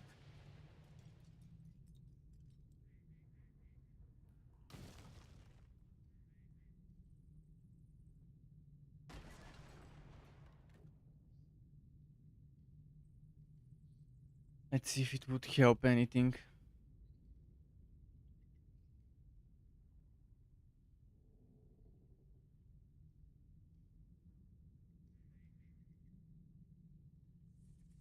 I'll just fix the fan in one position.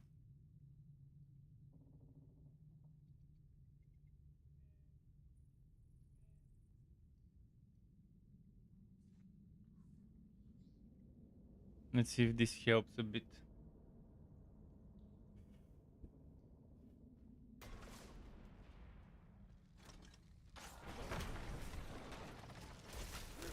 Yeah, definitely not helping much.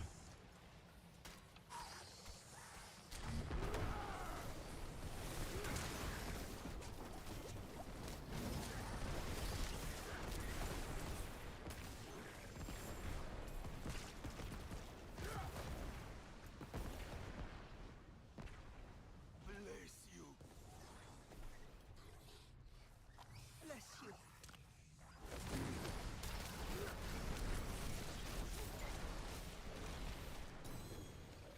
Now they're gonna make me come back for it.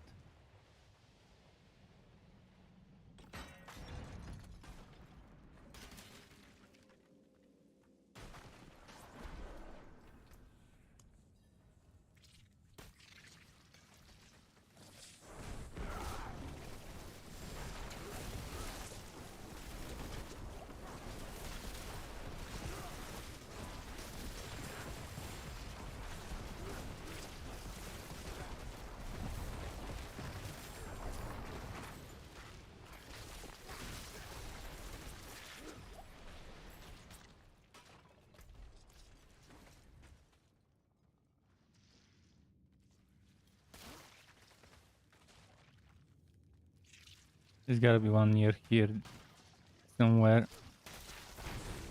On this side. Okay, there it is.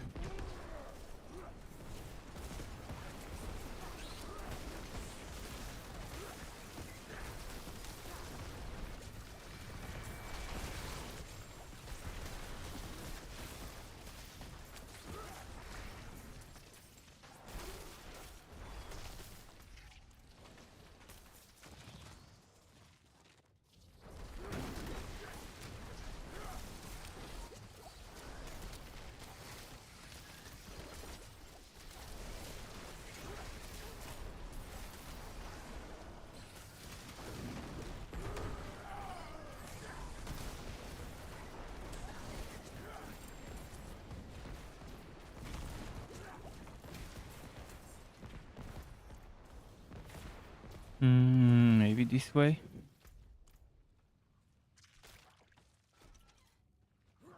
Oh shit, so many annoying ones.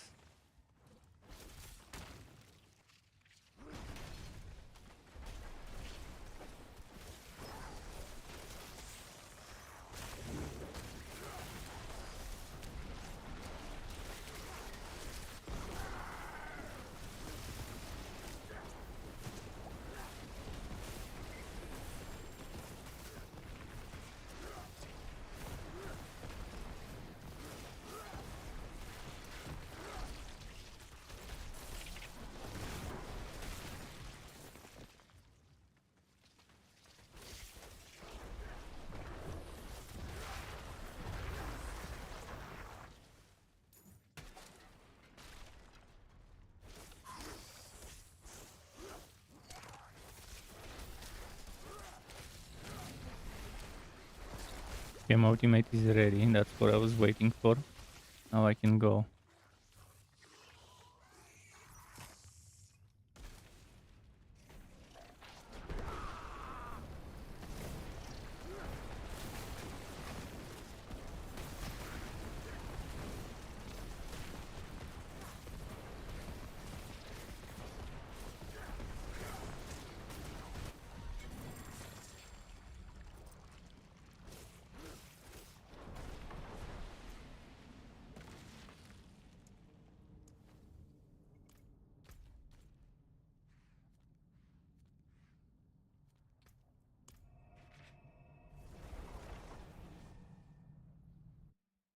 Let's see.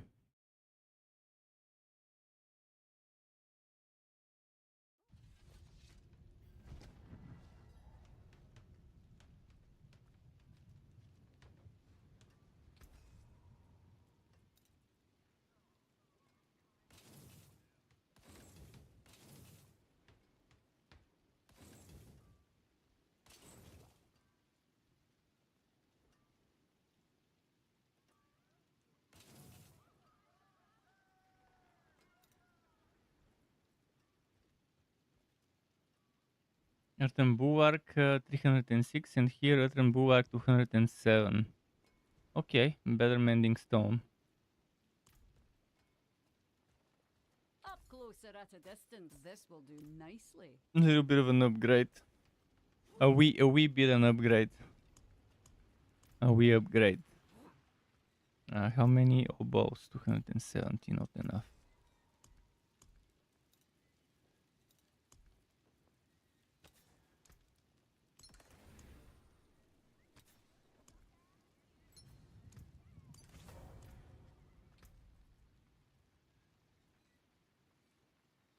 The thing is, killing an enemy with third skills is useless. I just realized that. It's useless for this build. Because I'm not gonna be killing enemies with third skills, so you know what?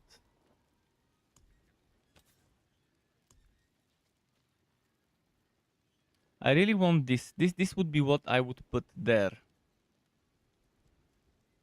Or basic skills grant damage reduction. Either of those would be good.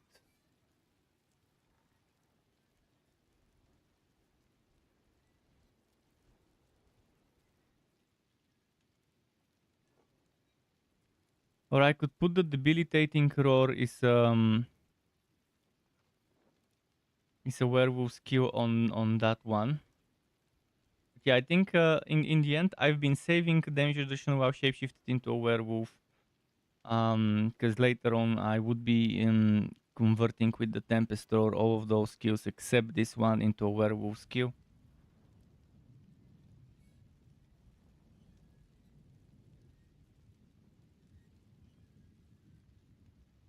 I could put Disobedience for now. Because I don't have the basic skill grant damage reduction as a good roll. So Disobedience would be a better option instead of Mending Stone. I don't know why I even kept the Mending Stone. I totally forgot that Mending Stone requires using Earth skills. So it's not, it's just a wasted slot otherwise.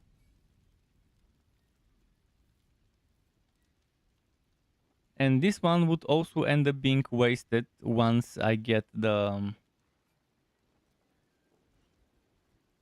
what's its name? Once I get Tempest Roar, it would be wasted. For now, this switches my form. The rest of the stuff doesn't. So whenever I use this, I trigger that, and whenever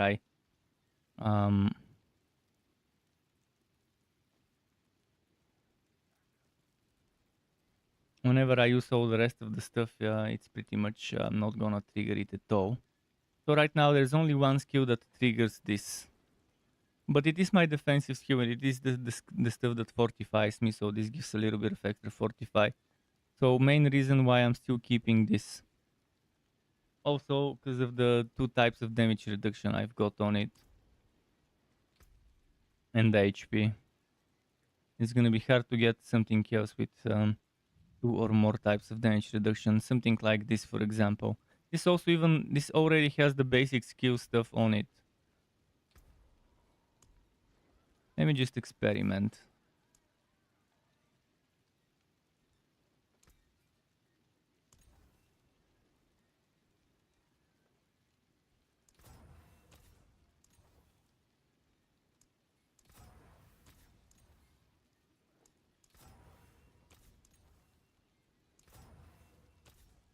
Okay, there we go. 3 types of damage reduction and maximum life. This one would be better eventually.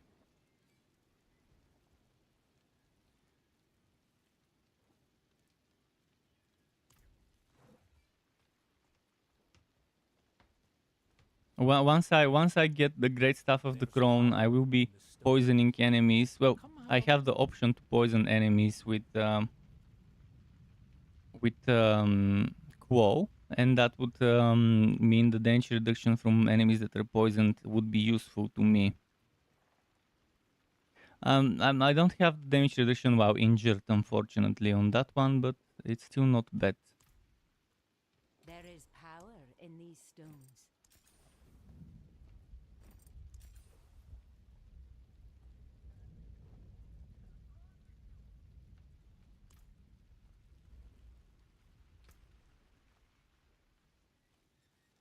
The wonders of Right now it sunshine would at be a your waste to fingertips. try and I reroll may this, but thank let's you. try one last time. Okay, one more time.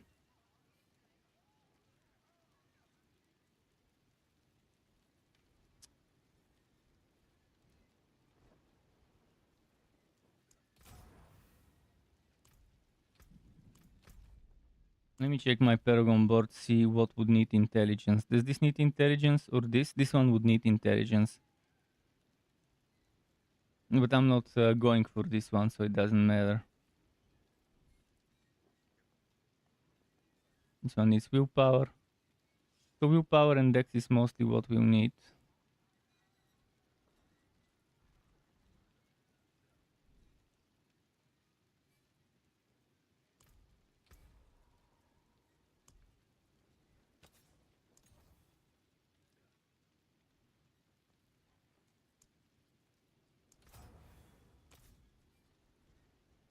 Werewolf skill damage is gonna be better than nothing, as long as I get the fucking Tempest Roar.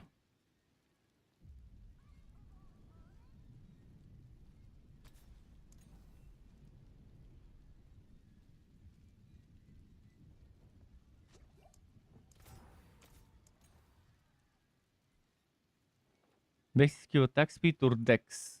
I do need dex for Paragons right now, but basic skill attack speed would be difficult to get. Not sure if I need it as much, but I guess why not.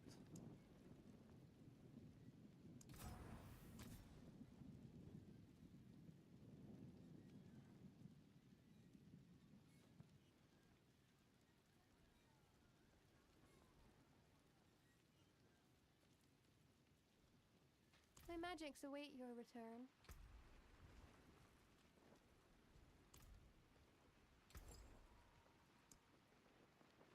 Now I need rubies.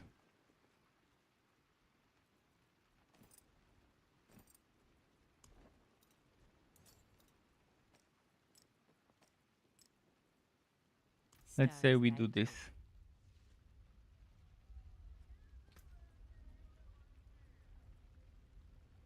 you. Now I need to go and upgrade those pens. I forge more than horseshoes and nails. What do you need? More there than I thought.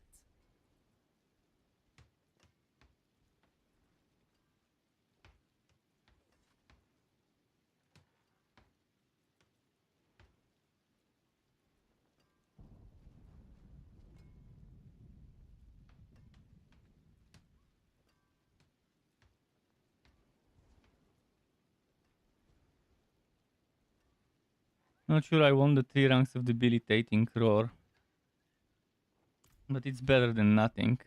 And rerolling would be expensive. Already almost ran out of coins.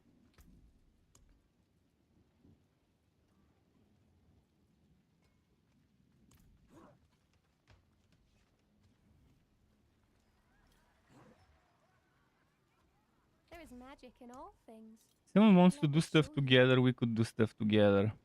We could do some dungeons together. Maybe I'll get lucky if there's one more person in the party. Because the majority of the unique items I've gotten were when playing with my friends. So maybe it has an invisible increased drop chance when playing with others. The nightmare dungeons.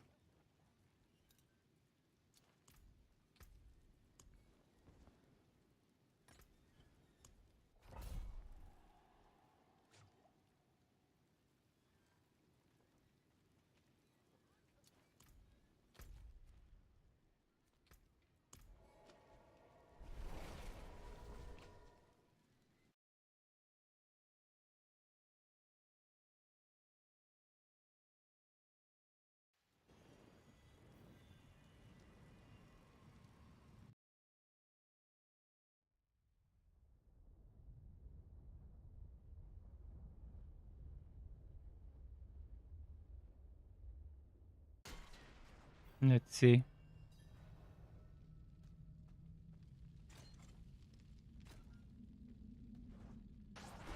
No, no, no!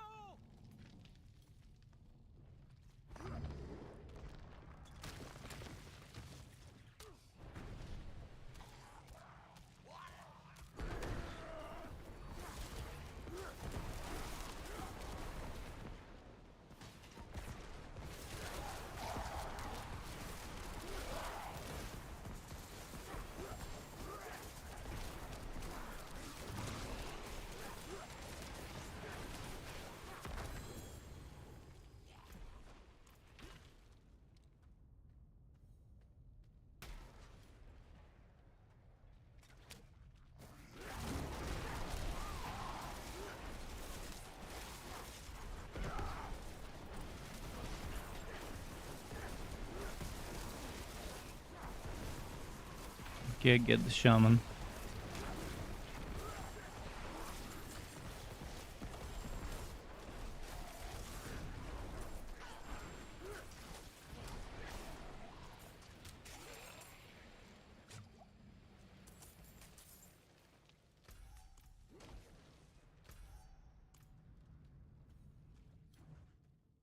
Oh, it was this way actually.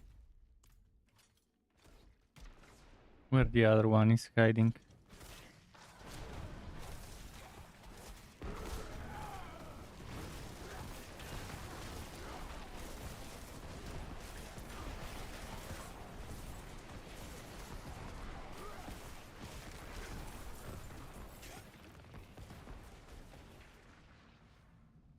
Off to the barracks.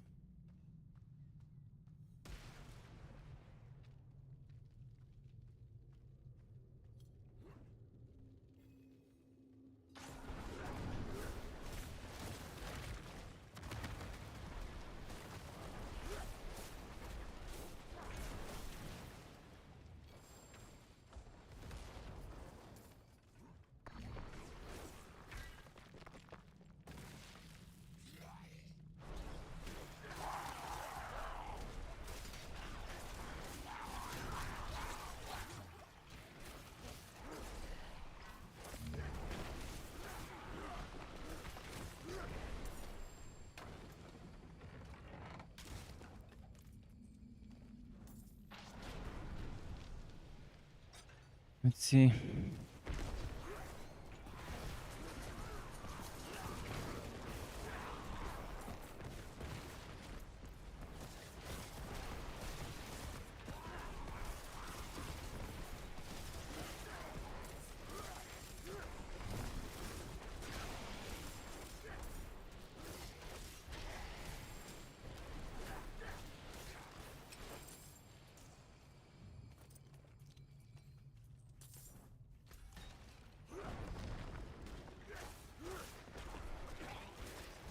Let's try and pull them together, if possible.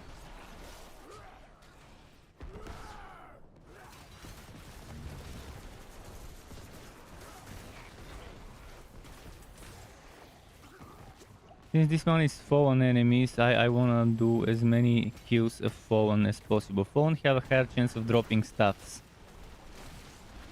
So if I get a unique, there's gonna be a higher chance of it to be a staff on this map. If it's from a fallen enemy. The thing is, there's not just fallen, there's also skeletons here on that map, but there are fallen, so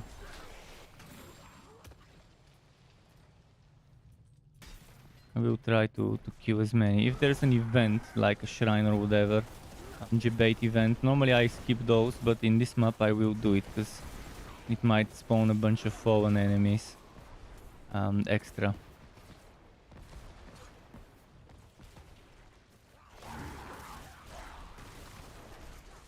That one ran towards me and then ran away. Motherfucker.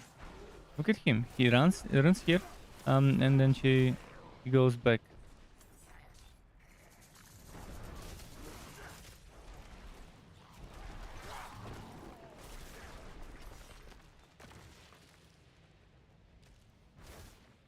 Isn't the tornado gonna fucking kill them already?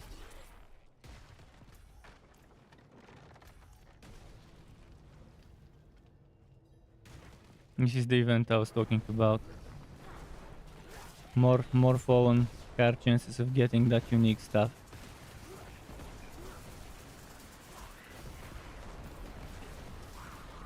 Gotta focus on the shamans.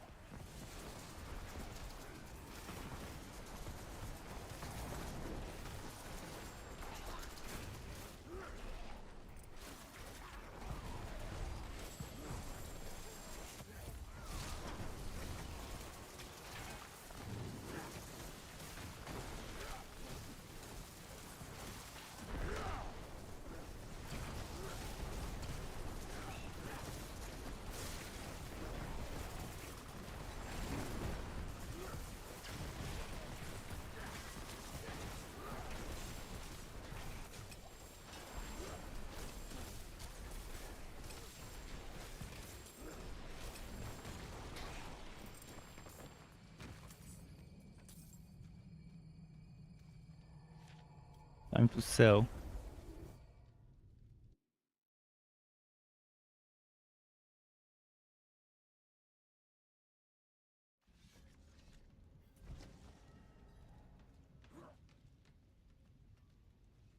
Up closer at a distance.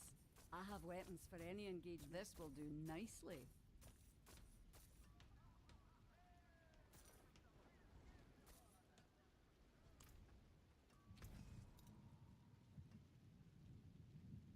What's still got some good in it?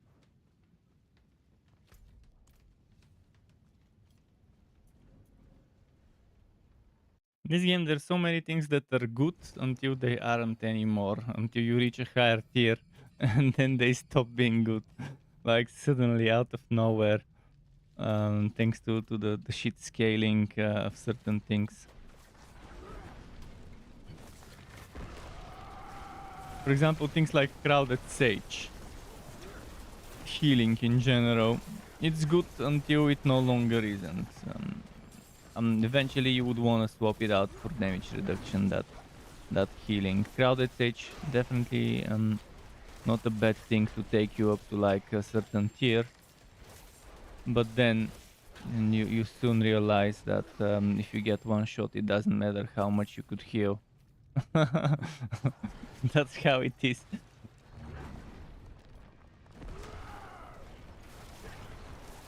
So in this game it becomes one of the most boring things, how to avoid getting one shot. That's pretty much how itemization it ends up being for high tier builds. It's more about how to avoid one shots rather than how to get stronger and make sure I'm surviving hits. So how to make sure I'm face tanking. And in some games you have the option. Do you want to be the tank, the face tank, or do you want to be someone that stays from afar? Someone that stays from afar and avoids hits from other sources, by doing crowd control or stuff like that. Chris Morel says, I have like 5 Tempest Roar drops and probably a dozen Crones. Can I give you some help? If only. If only. Although I don't like trading in games because it brings a black market, a grey market of people selling items for your money. But damn, if people wouldn't abuse trading and we had trading for uniques, it would have been nice. My friend says the same. He has 3 Tempest Roars, three Crone Staffs. It's just the RNG, man, the RNG. I said it earlier today, by the way, and Cat911 followed me. Cat911, sorry for the late reply. Thanks very much to Cat for the follow. Welcome to the Strakuk officially. The Grim Dawn mod, Dawn of Masteries, has done a great way of handling shitty RNG. In Grim Dawn, Dawn of Masteries, that community made mod, there is the option to get items with tokens. So you queue any type of elite, any type of boss, and there is a chance for it to drop a legendary token, an elite token. And then you can take that legendary token or elite token, like you need X amount of them. And then there is a vendor that sells you legendary set items, elite items, stuff that you might need for builds. It sells it for tokens. So as long as you have the right amount of tokens, you can fill in the gaps with a randomly rolled version of that one item. Quick run tier 50 plus, what is BB? BBs.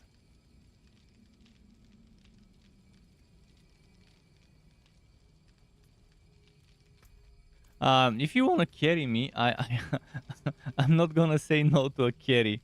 Honestly, I never say no to a carry. If I end up getting Wookie in there. I've noticed that I do get better drops when I'm playing with others. That's for sure. That's definitely for sure. But I definitely want to try a Tempest Roar build, not a Greatstaff of the Crone. Even if I don't get the Tempest Roar, the Crone Staff is the one thing I definitely want. Oh, Bind Burrows. Okay. Bind Burrows. Yeah, Bind Burrows is nice. I'm trying not to get as much experience. I'm trying to prioritize glyph experience over experience so that it doesn't become that expensive to respec. But in the end, if the drops are good, I guess it would be worth leveling faster. Better than starting from nothing. Normally I try to rush maps and just rush the objectives and do the bare minimum, unless it's Fallen. Fallen as an enemy category, as an enemy archetype, Fallen have an increased chance to drop staffs. Which is a decent reason to try and farm them. But yeah, I would be happy to join Blind Burrows runs.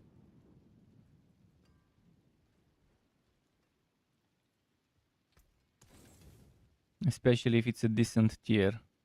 Because that's some good glyph experience for my glyphs.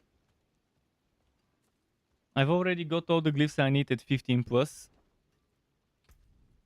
I haven't unlocked this board yet, and I'm still using human because I don't have Tempest Roar, but the moment I get Tempest Roar, the Greatstaff of the Crone, this level 1 human gets replaced by level 15 werewolf. And right now I'm prioritizing, what's its name, prioritizing leveling exploit right now, past level 15.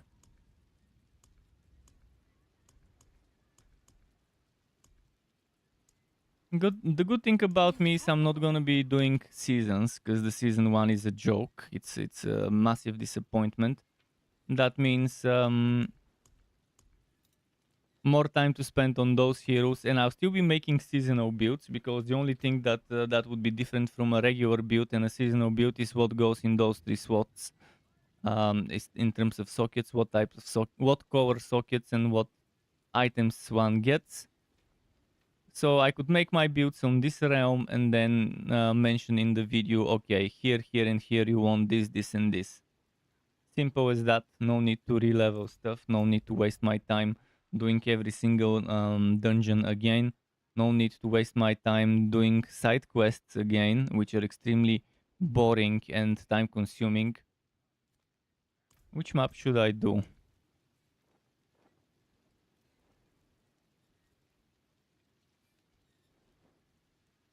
Child Punch 31. 31 is the bare minimum to do for super uniques. But I'm not even trying to get super uniques. I just want my regular uniques to drop.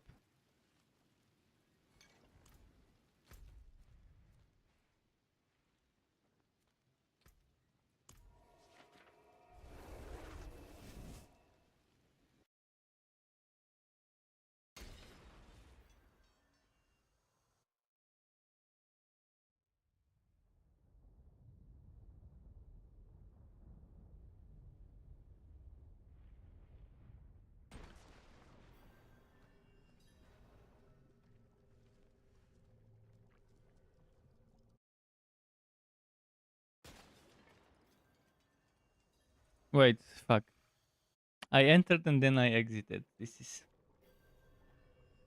The heat. The heat, again, as I said, it's 31, 32 degrees Celsius in my room. and I can't help this. It's the summer weather, the heat. So it's making my brain work much less properly than it should be. To those of you on the Fahrenheit, 36 degrees Celsius point something is the human body temperature. So my room temperature is 4 or 5 degrees less than the human body right now. That's how bad it is. Thinking straight is a little difficult.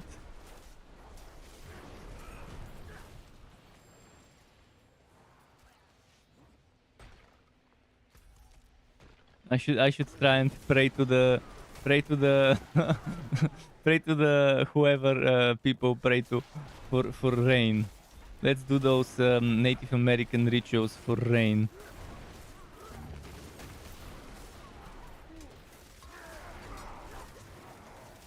Rain during the day.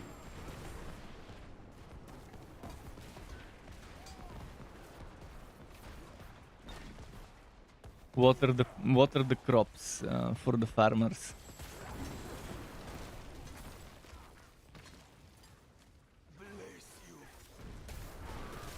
My city pretty much doesn't need the good weather, to be honest, in the summer. It's not like we're on the seaside where you need the good weather all the time.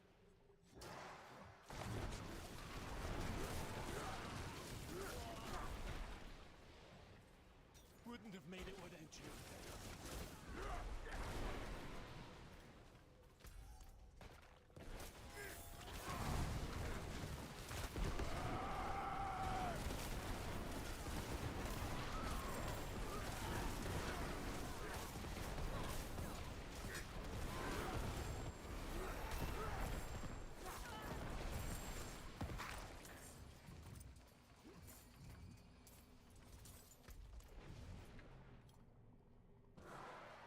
Give people good weather on the weekends and give us rain during the week. That would be the most optimal. Everyone would be happy. When people go to public pools and to the mountains and stuff around my city, I guess they do it mostly during weekends. And the weather in the mountain and wherever those pools are could be different than here because of the distance. There is a nice swimming pool I like going to. That's at the outskirts of the mountains. There is a mountain next to my city, and then somewhere out there, probably half an hour from here with a car, maybe an hour with public transport from there. It's very nice, fresh air, high altitude. So that place is good when the weather is nice. But again, most people go there in the weekend. So we need some rain. We need a rain spell during the week. Although I haven't been able to afford going to any types of holidays, even if it's just a pool trip in years. I've forgotten how it feels to go and relax and just take a day off. That's how content creation is. While you're a small channel, I mean, people with bigger channels, they can afford to take a day off, I guess, for holidays.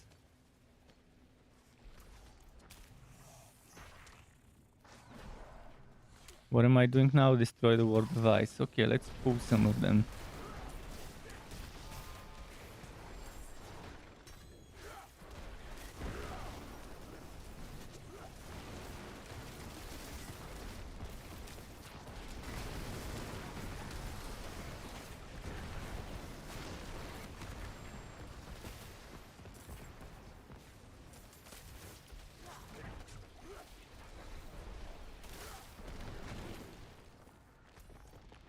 Oh, a legendary drop. I'll check it later.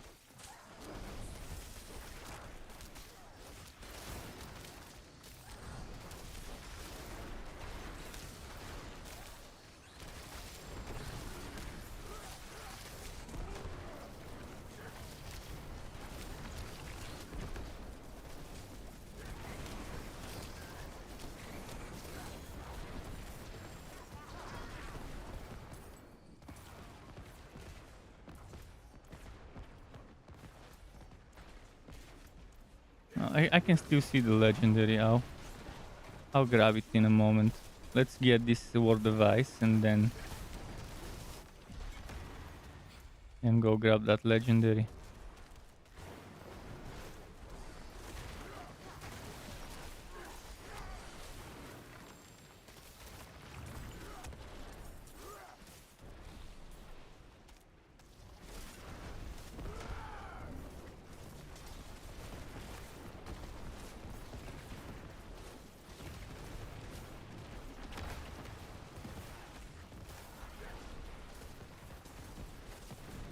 He's got two annoying AoEs.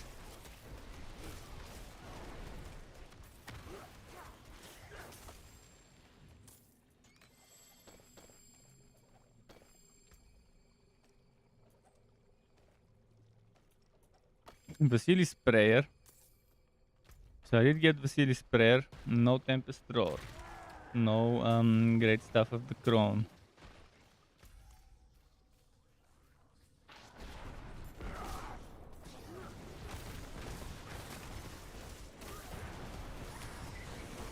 Maybe this is my lucky map, so I'll kill the remaining elites. Let's kill all those remaining elites that were clustered up here.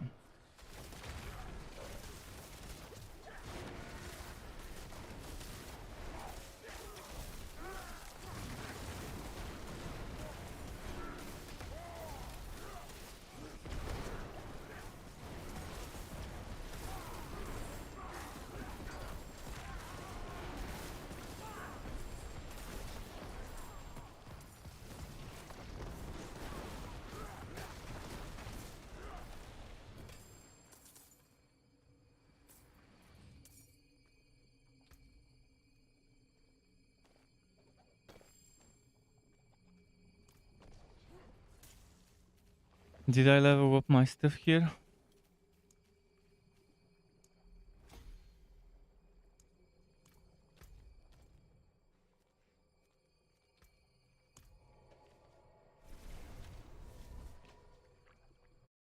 already level 85 and not even a sacred version of those items has dropped for me.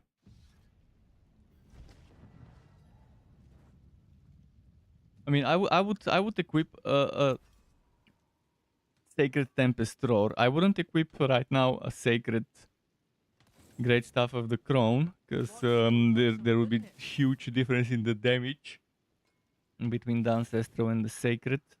But for the armor difference, I'm willing to take the hit. Better than starting from nothing.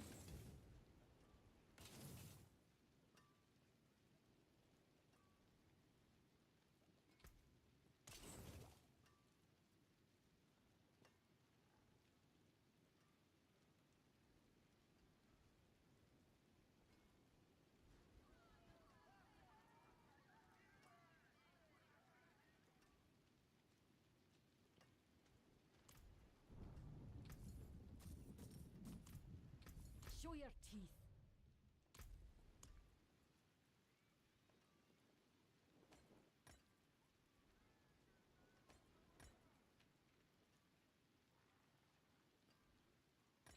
I guess we can do Earth and Wound.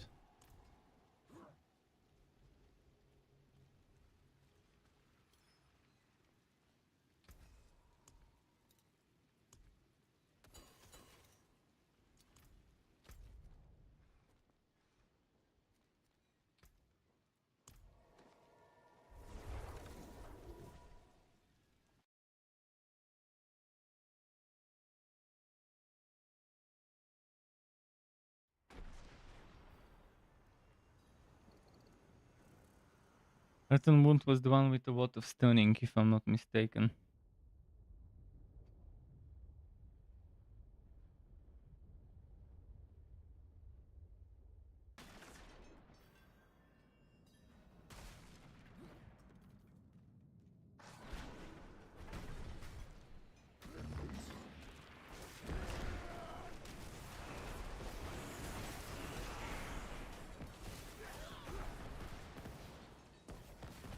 Why did I waste my ultimate this early?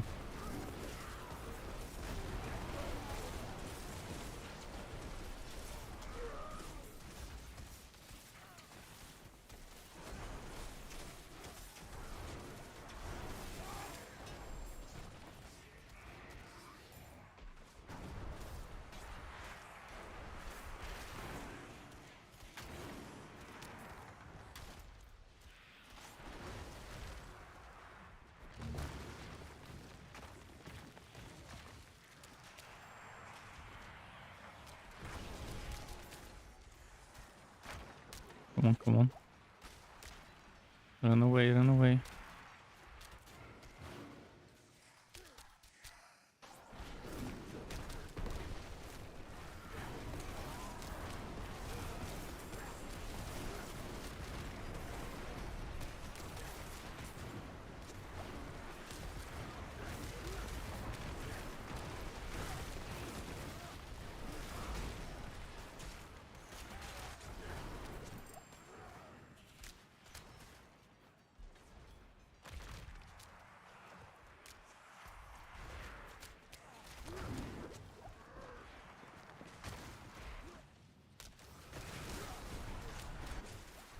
They do so much damage here.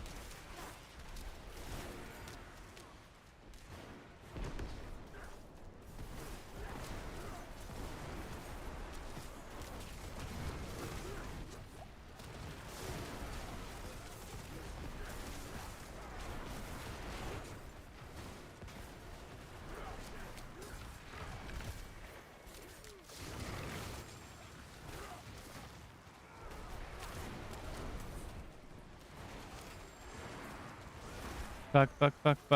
Stunned.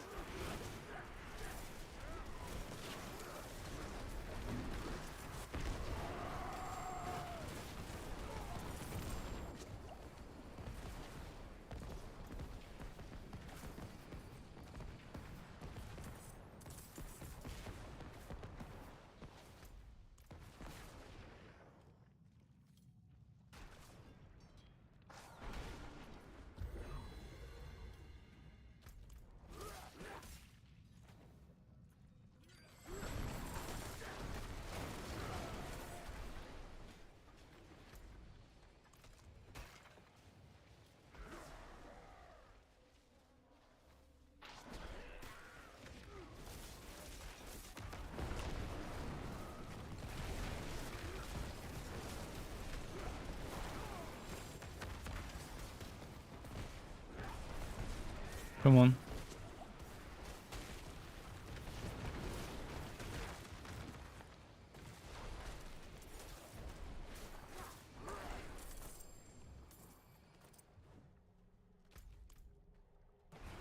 Let's keep going.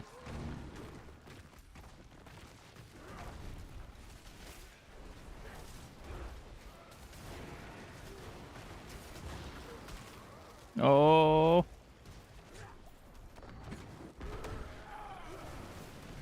Fucking stunts. No, no, fuck, no, no, no.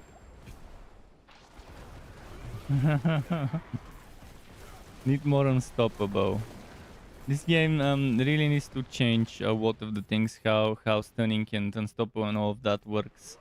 They're just this game turns into a dodge simulator where you have to keep dodging a bunch of things that can crowd control you. If you play a class that doesn't have much unstoppable, like the Druid doesn't have that much unstoppable. Sure, this gives me unstoppable and it's the main reason I'm keeping it. Also the barrier. But the moment the barrier disappears because they do a ton of damage, the unstoppable is gone. And I don't want to do Grizzly Rage on every single build just because it gives you unstoppable for the duration. It's gonna be stupid if I only stick to Grizzly Rage builds. In fact, even for the Werebear Grizzly Rage, the only good thing about it was the unstoppable. But unless you have Vasily Sprayer, which is an extremely underwhelming helmet, unless you have Vasily Sprayer, which has super bad scaling on the fortified gifts, unless you're using Vasily Sprayer, you won't be able to use Earth skills, like this one, for example, during Grizzly Rage.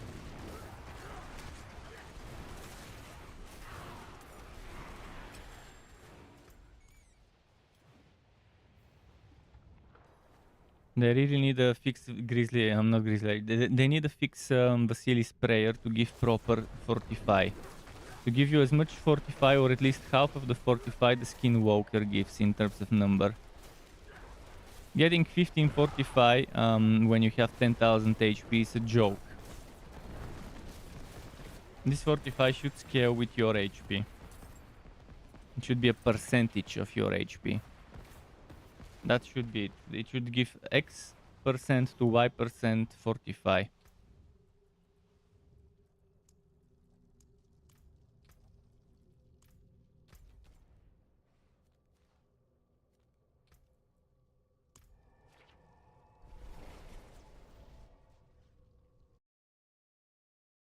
But yeah, after tomorrow I'll stop playing this character for a while and now I'll start working on a Bloodlance Overpower Necro, and with this one in 2 days from now I should be ready with the build video for this. With the Greatstaff, without the Greatstaff, it doesn't matter. I'm making the build video. I've already wasted almost a week playing this. Let's see when I started trying to get this dropped. So I started on the 10th of July. On the 9th of July. And on the evening 9th going on the 10th. So on the 9th of July, this one was level 70 something, 74. And I started preparing for this build, trying to get the items. So since the 9th of July, it's been 5 days of trying to get this. And before that, I still didn't get it even before that, even before reaching level 70, before making my Werebear build.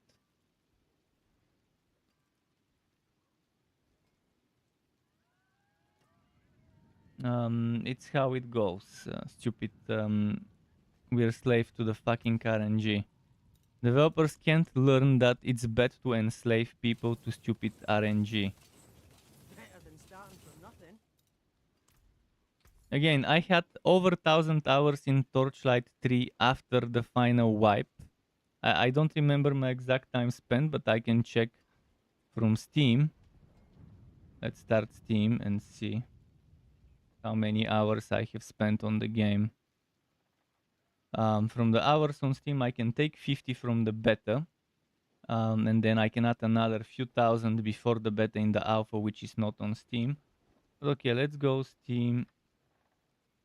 I'm gonna start Steam just to see how many hours I had in Torchlight 3 without the stupid Molten Reach dropping. I don't want this to turn into one of those situations where I would spend thousands of. I already have 600 hours in Diablo 4, by the way. Obviously, out of those 600, 120, 30 have been on the Druid. Divide by 5 roughly, and that's how much I have on the Druid. Torchlight 3,326 hours. That is on Steam. Before that, the game was off Steam, and I have 2,000-3,000 just on alpha. Because I added up my build and stream times, and calculated it once. So for 1,300 hours, I couldn't get. Let's divide by 5. Because I didn't play Disc Mage all the time. But let's say Disc Mage was at least 300-400. Let's say 300-400 hours of Disc Mage in Torchlight 3, and I never could get that Molten Reach after the beta ended. I had it in the beta, and I made a build with it, but eventually after that, for the post-launch version of the game, I had to make the build without the Molten Reach. And Molten Reach is pretty fun item in Torchlight 3. It has a very nice effect to it. I'm not sure if I have a video to show you what it does. Let's go export others. No, let's go. I probably deleted it.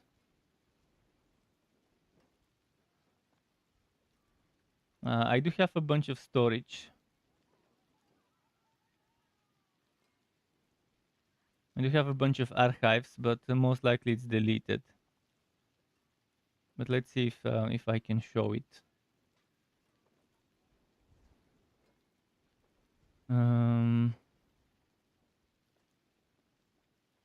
Torchlight 3 rows, Disc Mage build. Yeah, I've deleted those.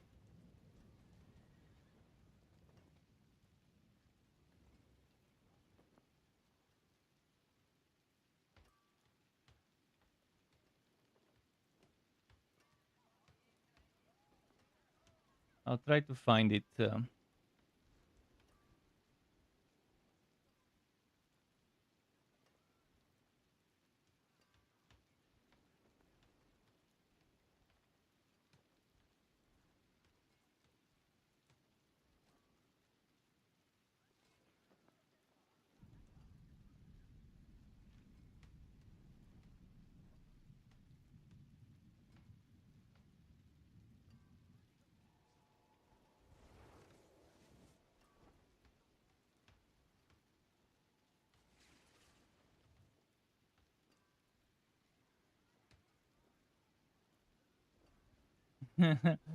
I googled Torchlight 3 Molten Reach, and a bunch of my streams show up like oh Molten Reach, oh Molten Reach, why are you so out of reach?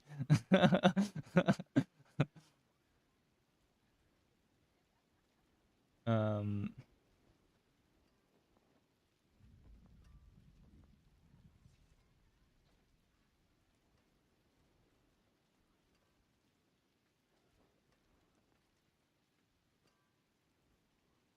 but yeah, I'm not seeing it.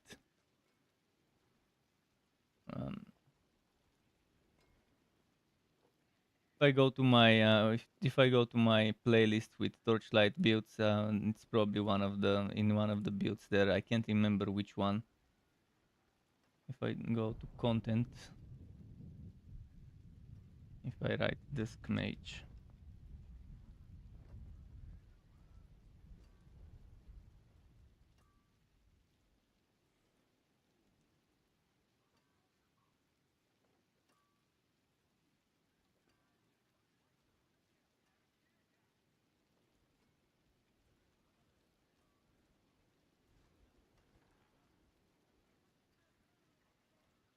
Can't remember. I think it was the Pyromancer.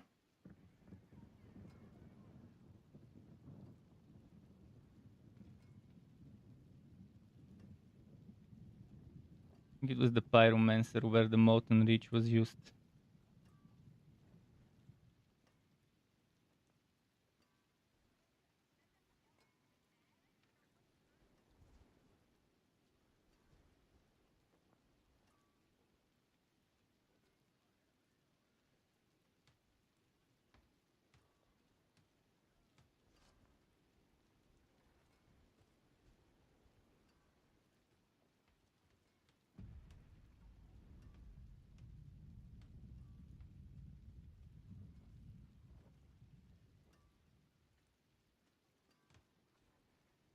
Can't remember. Fuck, what build was it? I really wanna. I think it was maybe the Piercing Light.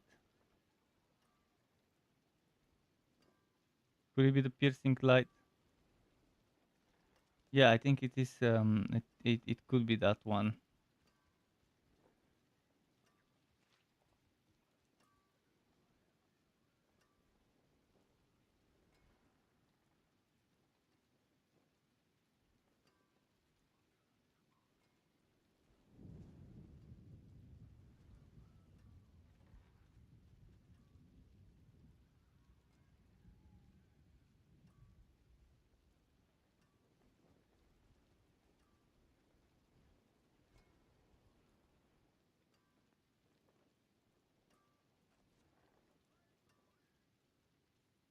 Fuck it, I can't find it. I give up.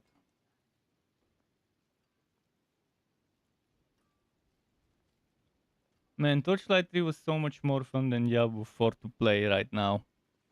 In the current shape. Now watching that video brought back some memories of how fun it was to play that game. If only it didn't get abandoned. And it makes sense. It was made by some of the people who made Diablo 2 and War of Destruction. Even though they had a bunch of bad decisions, they also had a bunch of good decisions. I'll take it off your hands. And they definitely listened to the community a little too much, one might say, because they shot themselves in the foot by listening to the wrong type of feedback from the community.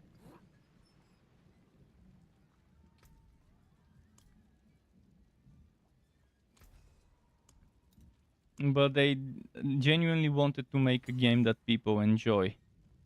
They weren't in it just for the money.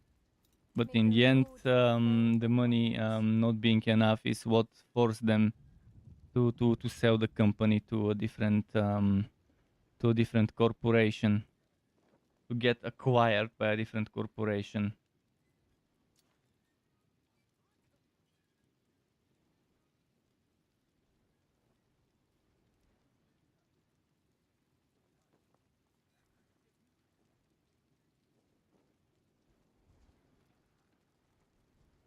Okay, I'll do this one map.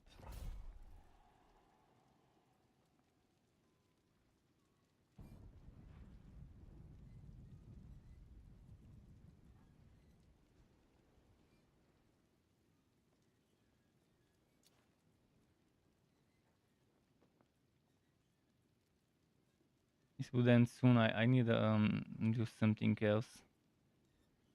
Let's do the resource cost reduction.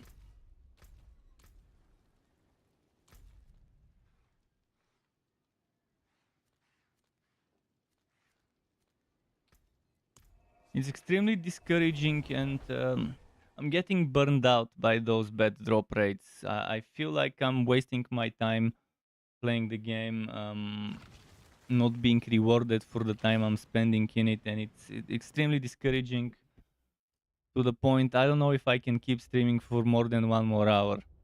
It's just extremely bad. I'm not even trying to get a fucking super unique. I'm trying to get a regular unique that drops left and right. I've seen it drop to other people while I was in the team multiple times.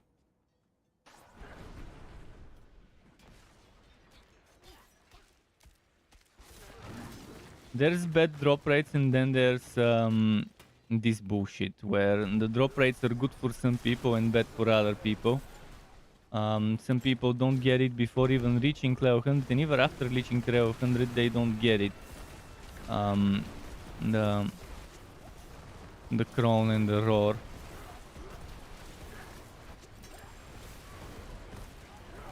Good thing I don't have to play season. Wasting my ultimate edition by not playing the season, but I'm not gonna be bothered with the current experience rates, with the current respect costs, with the current drop rates, to start over and redo all the stuff again every 3 months until they change a lot of things. The best thing they could do is a carry-over league. A league separate from the regular seasonal league, where you can carry over all of your character progress, including levels and everything else. A full migration of the character. But to do that, they also need to include a personal stash, where you also carry over the personal stash of the character, not just the inventory. 4 stash tabs of personal stash and 10 stash tabs of shared stash should suffice for now, for the time being, in my opinion. But we do need a carryover league and a regular league for seasons. And with the carryover league, you pretty much migrate your character in its current shape and form, whatever it is, from the Eternal Realm to the next season.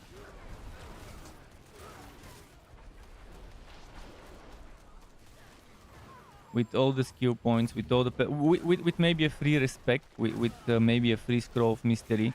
So you start with everything respect in terms of skill points and paragon points, but you retain your level and you retain all of your renown. That would be the best thing you can do. So people who wanna grind in a fresh start, who wanna start a new character, let them be in a separate league and play with each other, but people who are carrying over progress could also play together with other people who are carrying over progress.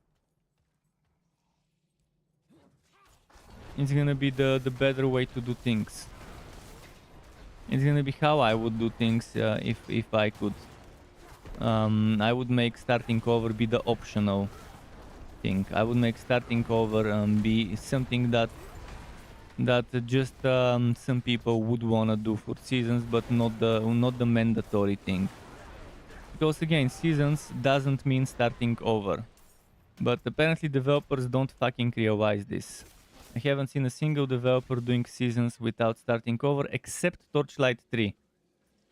Torchlight 3 was the one and only game I've seen doing seasons, where they would introduce new whatever the equivalent of battle pass was, called contracts, every X months, with new cosmetic stuff, with new things for your base, called Fort, that you could obtain.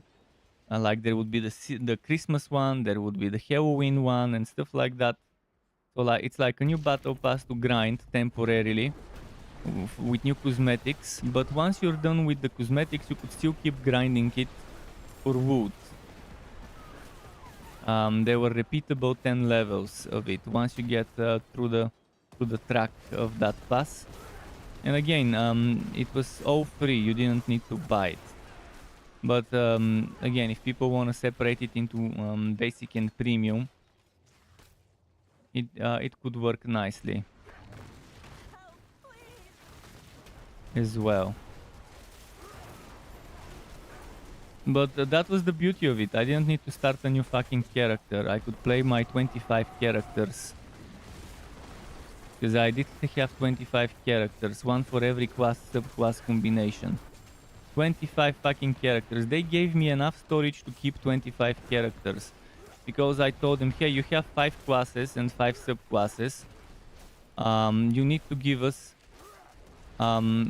storage so we can have at least one of every class combo. Class subclass combo. Because the subclass was a permanent choice, because you couldn't respec it.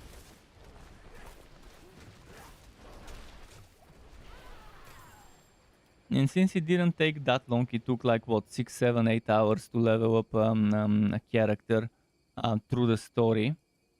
and reach the end game. I didn't mind doing it 25 times for the 25 sub-quest options. And not only did we have 25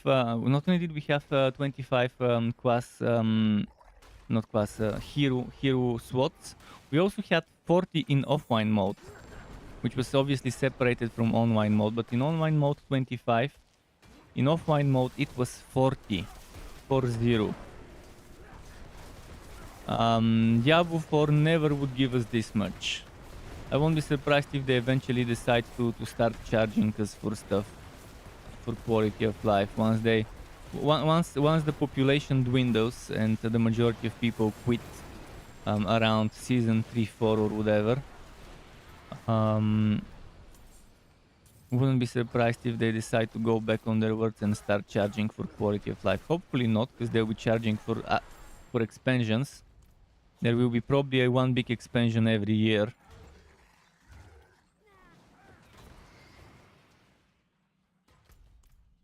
My guess is a year from now we would get the first new class, the same way Diablo Immortal, a year from its release, got its first new class. Diablo 4 probably would follow the same schedule. First new class 1 year after launch, next summer.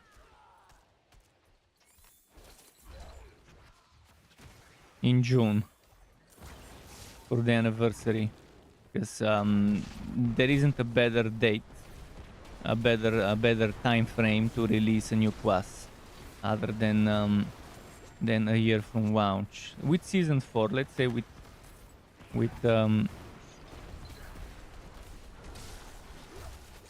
or maybe with season 5, because you want the first 4 seasons, the first 4 seasons for the year to pass, and then with season 5 maybe we could get the first new class and the first big expansion with Diablo 4.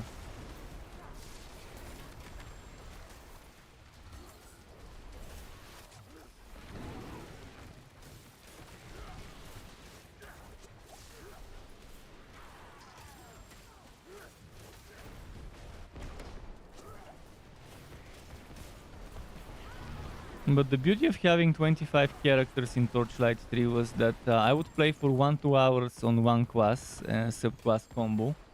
Then I can immediately switch to something else. I get bored of playing my Electric Disc Mage, I could switch to a Flaming Sharpshooter. I get bored of the Flaming Sharpshooter, I could switch to let's say Electric or Bane Train or Flamethrower Flame Train Realmaster, or I could go play a Blood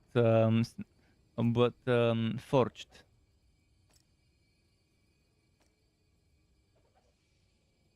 Didn't have to get stuck playing the same thing forever, because to me it gets extremely boring playing the same class, the same build for more than a few hours at once.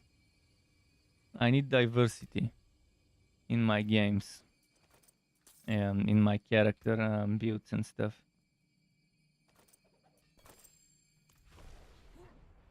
And Diablo 3 had a great thing called loadouts, where I could just, with the click of a button, when I get bored playing one build, switch to another on the same character. If only we got that here in Diablo 4. Free, totally free respec. And having loadouts to save equipment, skills, paragons, everything.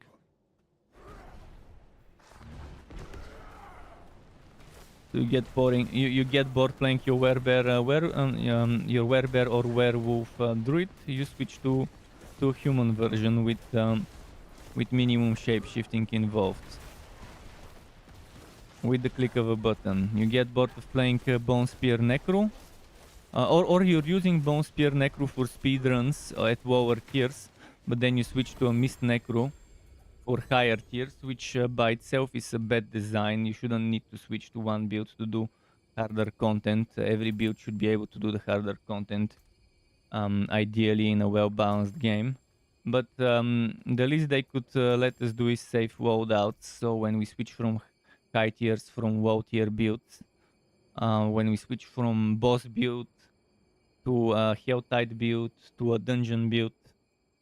Because on boss builds you want as much single target damage as possible. For mobbing, you would want maybe some AoE, maybe some crowd control. Being able to have loadouts would be the massive quality of life we need urgently in Diablo 4. And this is why having a cost makes no sense in a game like this. Because having a cost for repecs means not being able to implement a loadout system. Because a loadout system works only if you don't have to pay every time you swap a loadout. And Paragons. It should be 0. So that they can implement a proper loadout system like Diablo 3. What's left, you ask? The real cost of respecing is re-rolling. It's upgrading new items. It's getting alternative items for the alternative build, and re-rolling those new items and upgrading them, and enchanting over and over and over until you get what you need. Better than starting from nothing.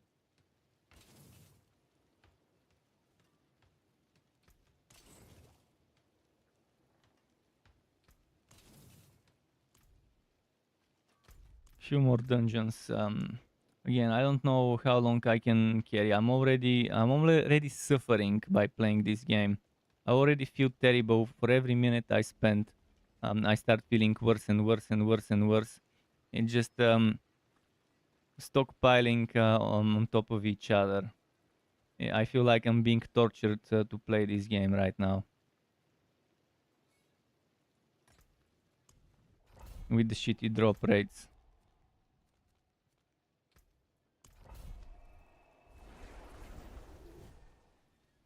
And with the shitty balance.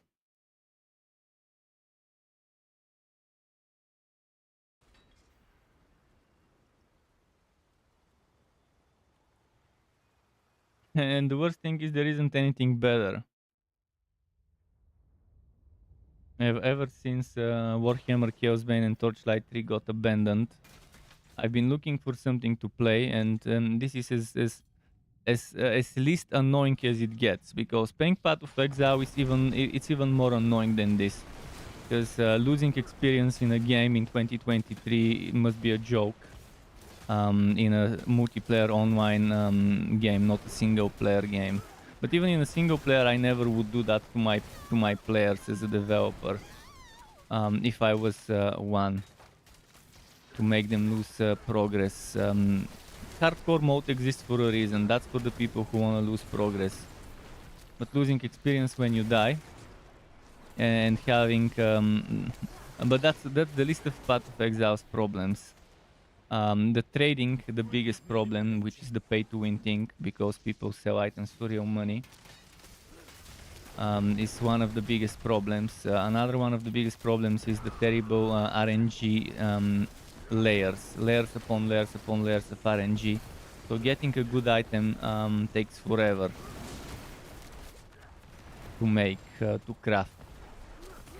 Thankfully, with Path of Exile 2, 6 linking would be much easier. I probably spent the equivalent of resources I could have used to buy 2 6-linked impulses, trying and not succeeding to 6-link an impulser. Impulser, was it impulser, that armor, that mage armor that was very good to use? I think it was impulses something. And yeah, I did an experiment to see how long it would take me, and I still couldn't. I could have taken the resources I invested into attempting to 6-link it myself. I could have taken those resources and just bought 2 or maybe even 3 already 6-linked, 6-socketed impulses. But yeah, thankfully this one at least is going away in Path of Exile 2, and I'll probably play Path of Exile 2 for a few days, maybe just to finish the story, play a little bit of Endgame, see how it is. But I'm pretty sure the things that annoy me in Path of Exile 1 will be there in Path of Exile 2. Especially the pay-to-win trading, where anyone can sell stuff for real money. And anyone can buy the best items on the first week. On day 3-4 of the new league already you can buy some of the best gear you need for real money, which if not pay to win, I don't know how to call it. I mean that's as pay to win as it gets, being able to buy the best gear for money. Diablo 4 in a way has the same shit, because the best gear in the game are yellow items and you can buy yellow items. They try to make it sound like buying yellow items is good because they're not legendary, because they're not unique. Not omitting the fact that the yellow items can be made legendary just with a single aspect. And that unique items are pretty much 9 out of 10 times trash and not used for the top tier content. But when they were talking about trading and how limited it is, they made it sound as if it's the best thing ever to be able to trade yellow items, which is clearly pay to win, because right now I could go ahead and buy the best items ever with real money in Diablo 4. I could be a new player that has just started now and has deep pockets and go to the right place and buy perfectly rolled items for my character. Which sadly is why trading in those games never works, because people would find a way to abuse it. Diablo 3 trading was kind of okay. There were still ways to abuse it by selling boosting services, gear boosting, but you could never guarantee that the right gear that the person needs will drop while you're boosting them, and it might take forever before it does. But thankfully it never did take forever if I was boosting my friends for free, or I was getting boosted by my friend for free. It never did take forever to get the right set items, but that was pretty boring here. How Diablo 3 did set items. You get the full set and you're done. Zero diversity. But at least from the silver lining perspective, I guess at least it was easy to start a build, and from there on it was min-maxing and tweaking to squeeze the last 10% of DPS and survivability from a build. But you could at least get the set items you need easily, and from there on you're trying to get the red versions, the primals. I think it was called. So if they were to look back at Diablo 3 and take some of its good features and implement it in Diablo 4, Diablo 4 would be like a completely new game. If they implement better rerolling mechanics and cheaper rerolling mechanics, if they implement what's it called, the walled out system, wardrobes system.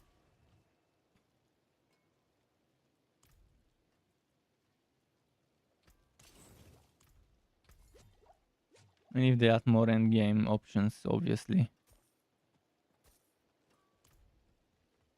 And if they add more storage space.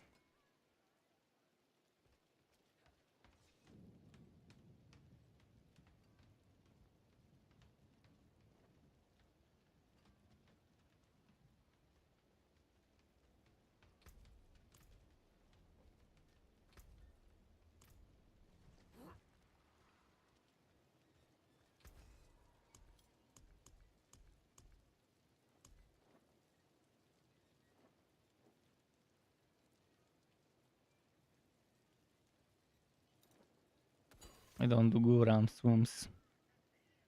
I do Zenith though.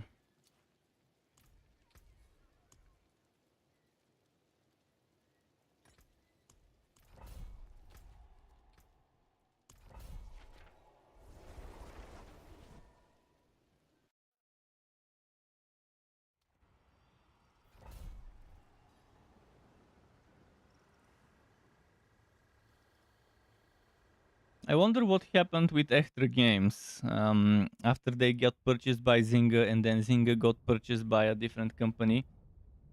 I wonder if they're still working on the cross-platform game they were going to work on. Because the developers of Torchlight 3, Zynga, a big mobile corporation, mobile games corporation, purchased them after purchasing a bunch of other things. And after that, if I'm not mistaken, Take-Two Interactive was it? I think Take-Two Interactive. Take-Two purchased Zynga. It was either Take-Two or Embracer Group that purchased Zynga. I'm not sure which, but I think it's Take-Two.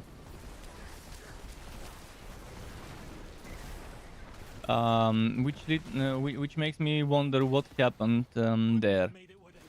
As if they've learned from the mistakes they made with Torchlight 3. And if they make a non-pay-to-win game, I wonder what's gonna happen with that game they were supposedly going to make for Zynga. If they're still even if they still even exist as a team under Zynga.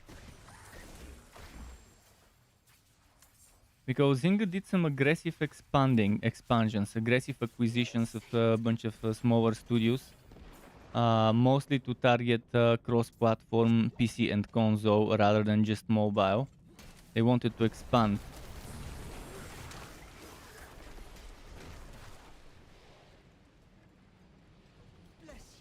Let me double check. Oh shit, I can't now.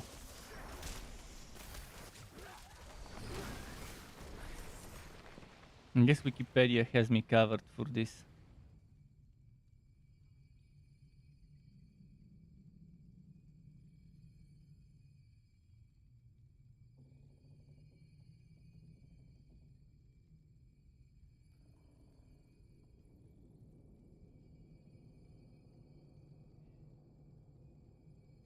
Yeah, Take-Two Interactive is the parent company of Zynga.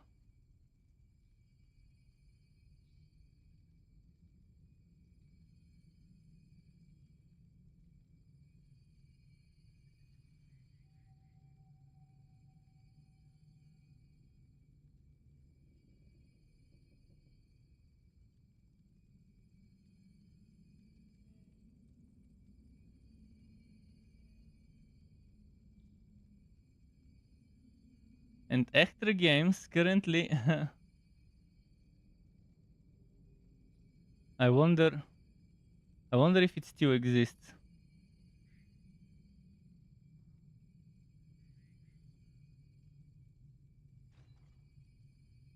They're hiring people for what positions? That might give us some ideas of what they're looking for. So they're still making a game. They're still making the game, and they're looking for VFX artist. They're looking for senior systems engineer. Cross-platform Unreal 5 engine action RPG project.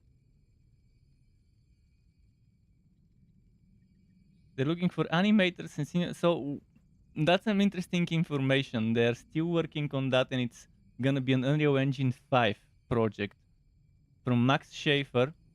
Again, one of the creators of Diablo 2 and World of Destruction. Tyler Thompson, who was the project lead of World of Destruction, who wasn't. I think he had some problems with deciding what direction he wants to take Torchlight 3 in. And then Justin Miller and David Glenn, I'm not sure if those are supposed to be popular developer names, well-known developer names.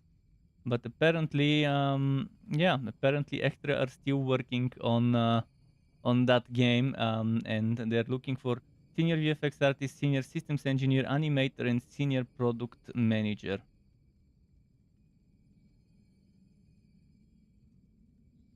And it will be cross-platform. And they've changed. They have changed. I'll show you. It's been silenced regarding that ever since Zynga acquired them, but they've changed their website layout. reflect more of a space galactic theme. So does that mean Max Schaefer is gonna be working on a space-themed cross-platform action RPG? Because he did Diablo and then he did Torchlight. And what else did he do in between? Was it something with M? I think me something in between. I think. And some of the people of Ectra also worked on Marvel Heroes. Some of those people, some of them, before they went into Ectra, used to work on Marvel Heroes. At least some of the people who worked on Torchlight 3. I'm not sure what Ectra looks like right now.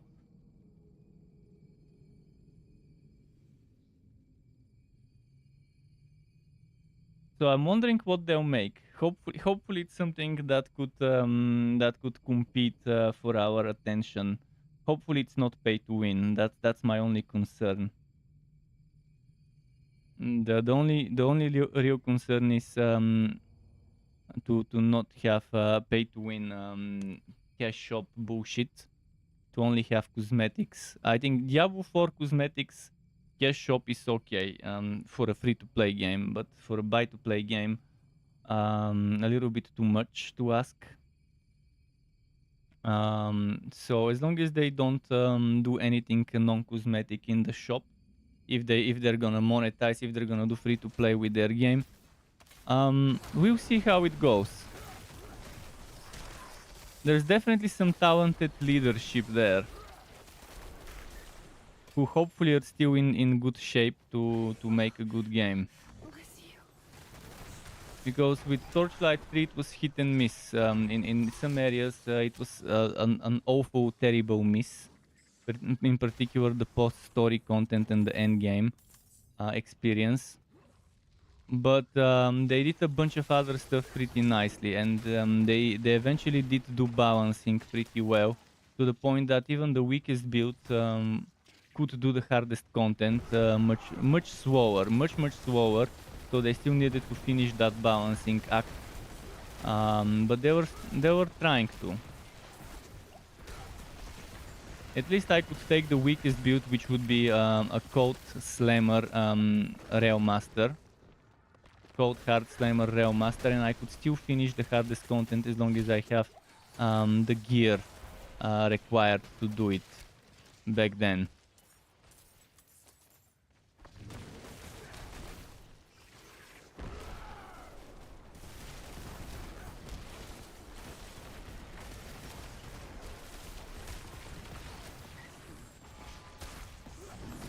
Obviously, I would do it much slower than for example, a Bane Train Flamethrower Railmaster with the Bane subclass.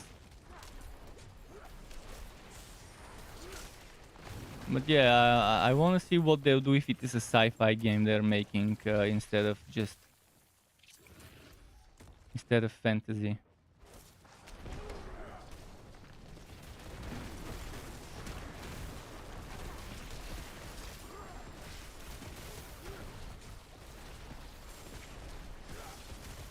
The good thing is they're still working on this. At first I was worried that after Zynga got purchased by Take-Two Interactive,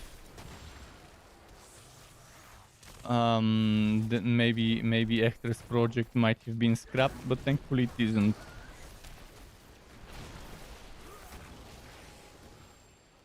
Take-Two as a publisher, they have a nice hunch of what studios to acquire.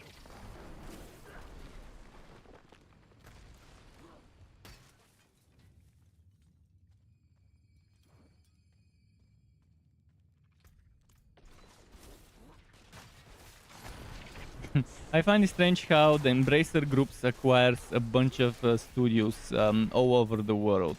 No one bats an eye. Microsoft tries to buy Blizzard, everyone loses their mind. Sure, Blizzard Activision has Call of Duty, and Call of Duty is the biggest console game ever. The most successful console title, apparently.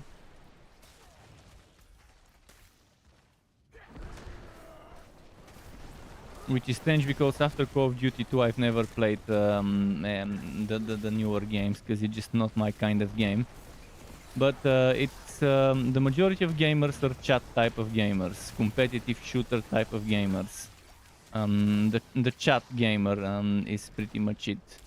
That's pretty much who it is for. And yeah, the majority of more casual players are exactly that. People who play competitive stuff, who want that adrenaline, dopamine rush by comparing EP in sizes. So it's no surprise that games like Call of Duty are some of the most popular games out there. In terms of franchises, a new game every 1-2 years or so.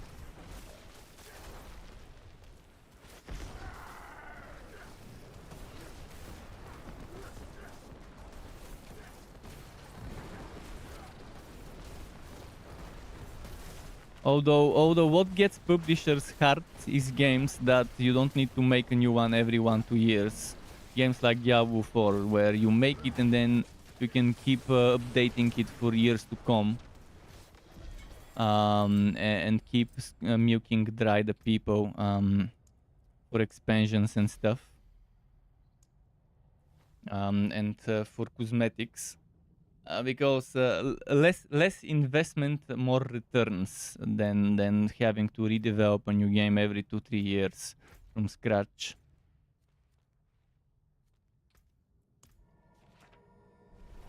Diablo 4 is getting a lot of suits at Activision very hard, considering how much profits they could make, how big the returns or their investments in the long term would be.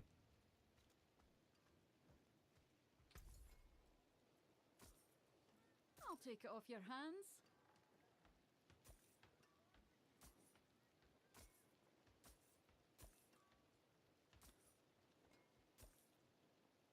This will do nicely.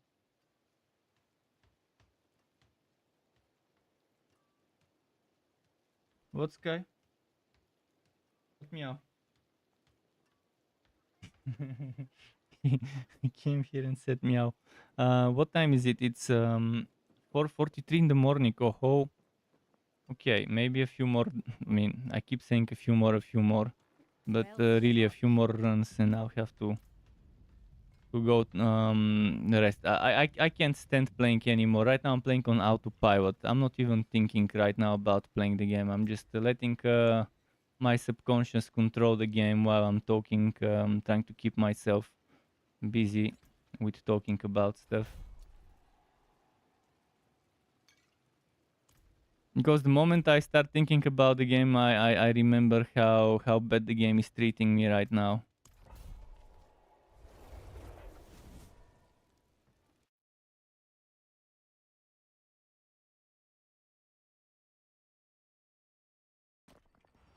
I'm telling you, once I'm done with this build and I return to play the Druid eventually, probably in the first few dungeons, the things I needed for this build will drop, just to fucking laugh in my face. when I no longer need Greatstaff of the Crone or the Tempest Roar, they will just drop once I'm done with the build video for the build that needs those items.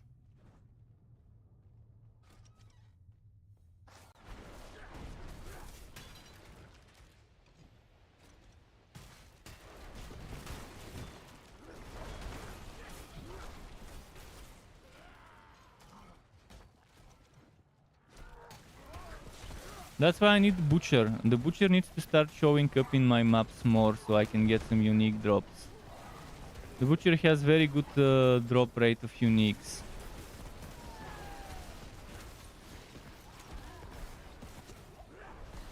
But they've done something to the Butcher. He shows up in my maps much less often than before. I used to have 2-3 maps back-to-back Butcher 2-3 weeks ago. I would do a map Butcher, next map Butcher. Do another map, no Butcher. Fourth map, Butcher number 3 shows up. If only there was a way to guarantee a butcher spawn from a CGU that would guarantee an extra hidden boss, which could be the butcher, but it could be something else if they add a few more other butcher-like bosses. A wandering extra boss.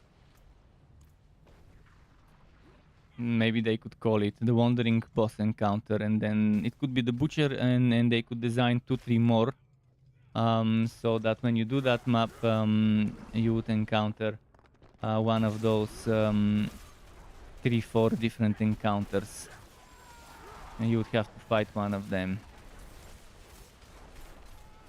And so you would know that it's a map with one of those. The map affixes are one of the most boring ones I have seen in a game. Because the idea of adding difficulty is let's make things more annoying, apparently. For Diablo 4.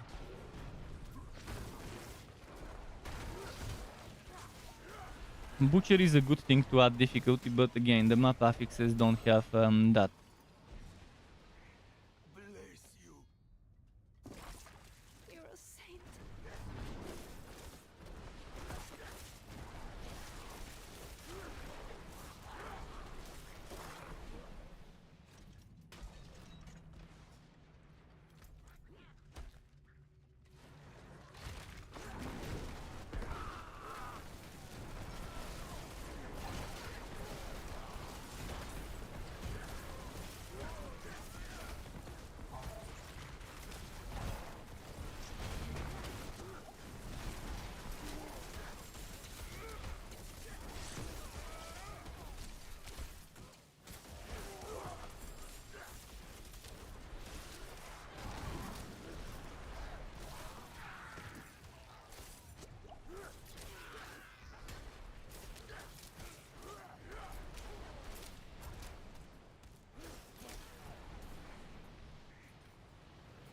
Let's see.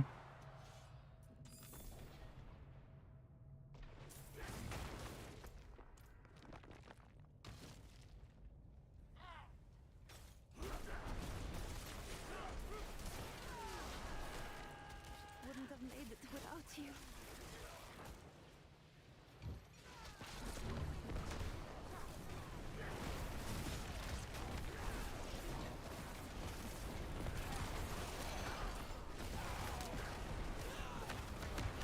I never thought I'd be throwing my lot.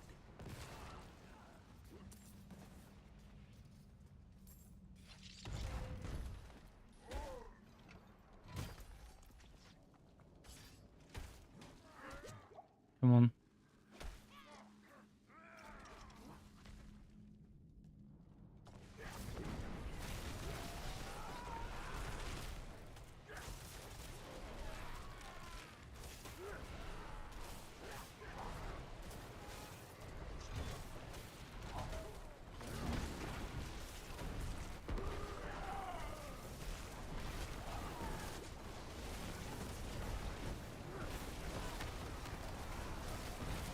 Stop, guy. What do you want? He's brushing. He's tickling me with his tail, and with his face. Stop. He's swamming his tail in my feet. If you want food, climb up and stay next to the feeding spot, and I'll give you some. Stop. Slamming. Okay, there. He heard me. He understood. I'll give him some food after I defeat those.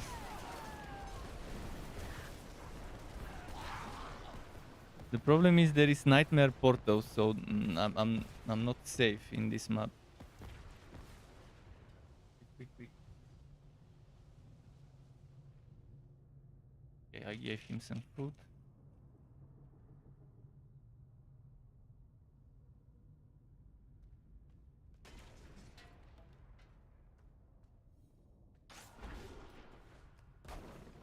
You set a finger on this. I'll add it to my collection.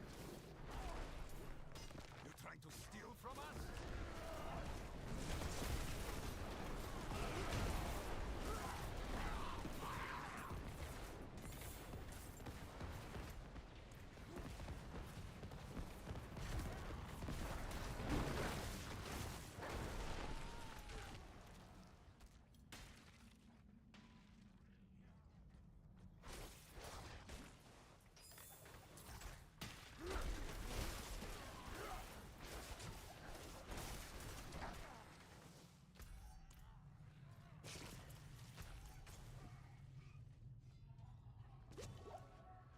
Alright, boss fight time.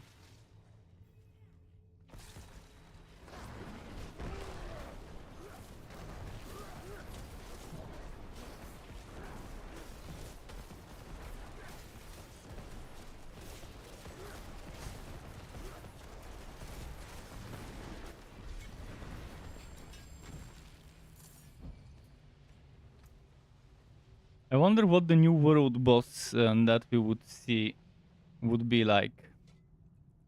Because they did promise there would be a new boss. And obviously it should be a world boss from the looks of it. Although it could be a regular end of map boss as well. It's gonna be one or the other.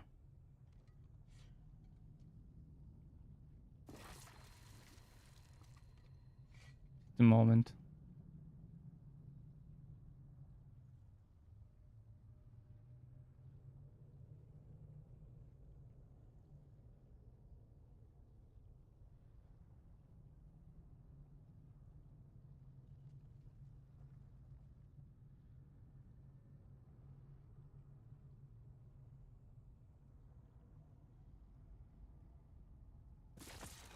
Where did I save it? I saved it somewhere here. Season 1.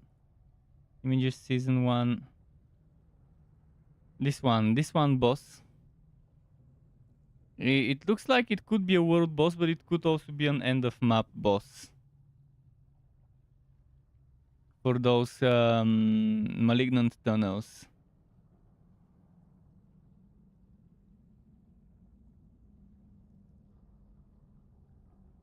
It says new boss battle. Okay, so it's new. It doesn't say new world boss battle. So I think world boss is not what it is.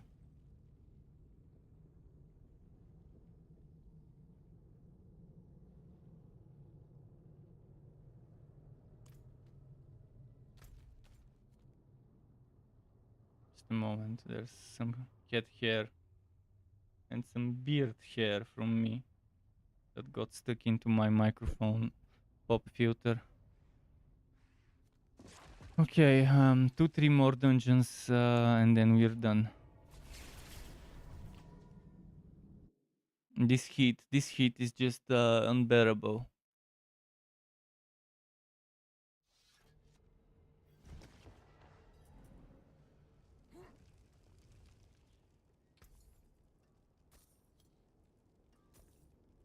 Fair trade. It's like I'm permanently in a sauna, except the sauna is at a very low heat for a sauna, but still a sauna. Well struck.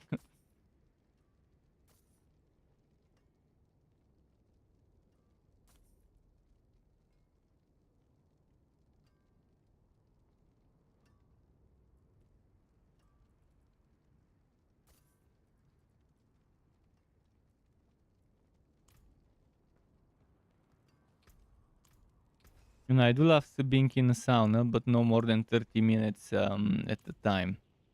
Like, or 15-20 minutes per session. Except here I don't have a cold room to go out to every X amount of time to chill. Abandoned mine works. Alright, let's do that one.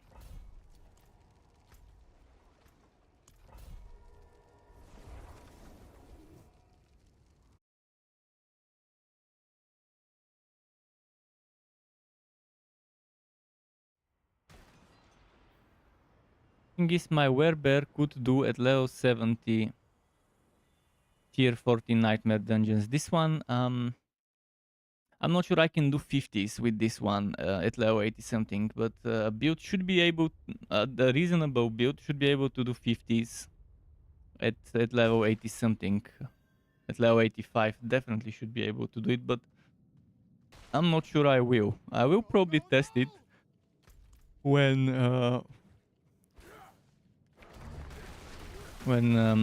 recording recording the build video. I will test it to see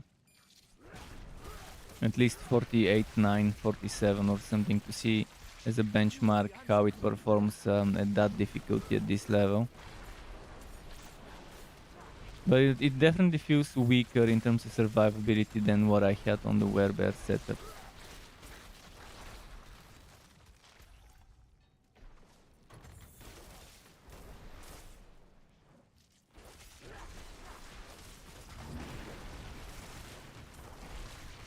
And the Werebear setup also had Petrify, which was massive. I mean, AoE massive stun, decent range, kind of like Corpse Tendrils. Except it didn't have the pull. And it was an ultimate with a big cooldown. But it was still nice to include in a Werebear build. Instead of boring Grizzly Rage.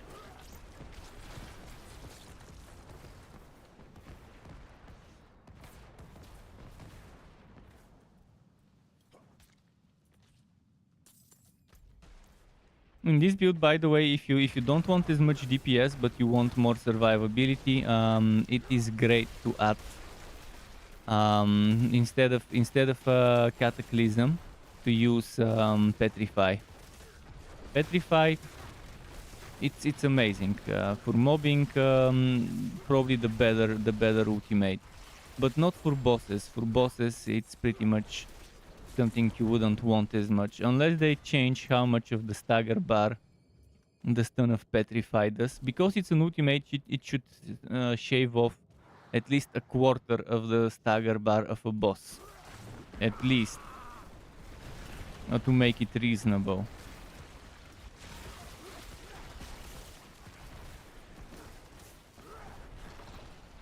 You're the answer to my prayers.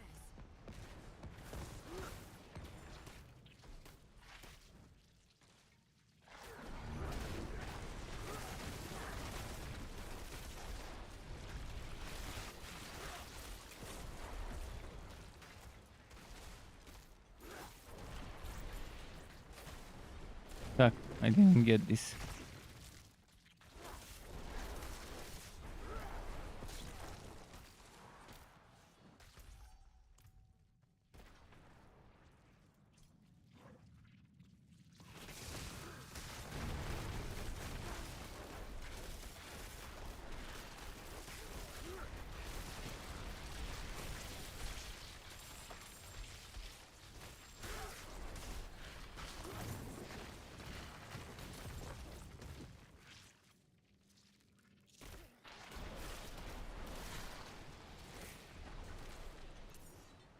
Bless you.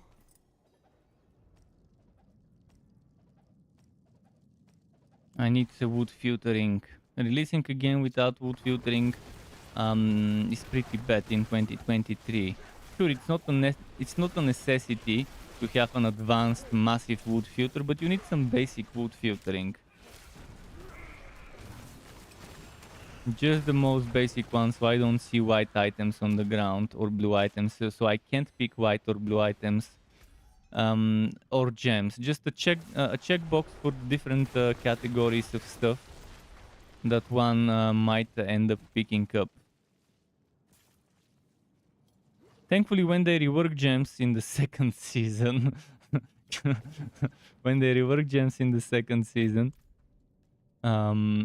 they would probably be out to pick up and would immediately go to an inventory the same way materials do.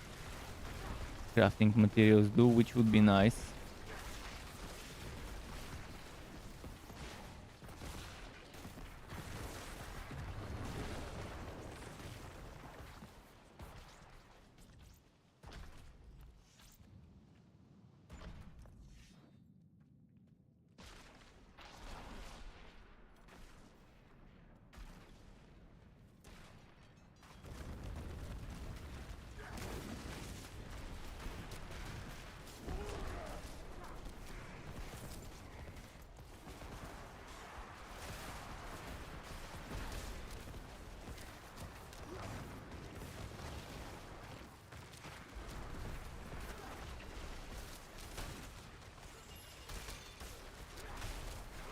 Oh shit.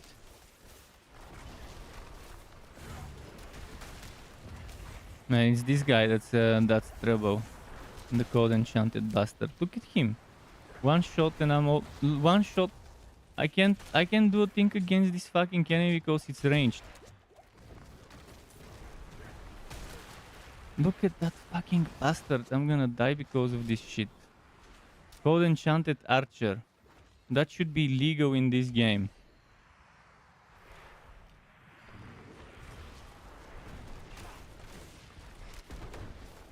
Code Enchanted should only roll on melee enemies.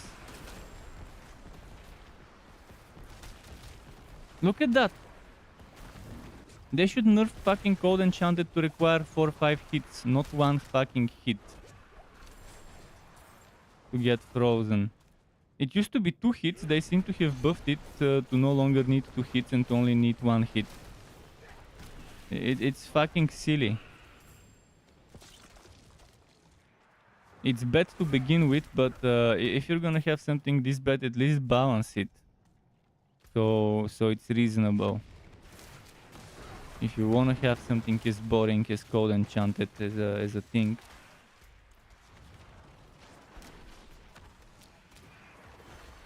It shouldn't need less than 4 hits. 4 or 5 hits would be acceptable. We don't freeze enemies with a single hit, do we? Unless it's a skill that guarantees freezing. But most of the skills do build up the chill.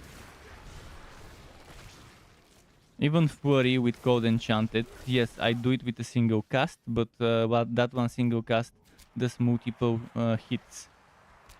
Frost Nova, it's immediately straight to freeze, but it's the type of a skill.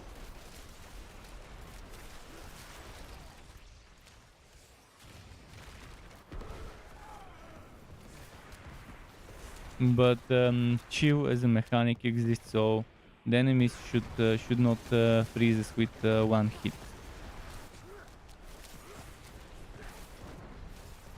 With that Code Enchanted.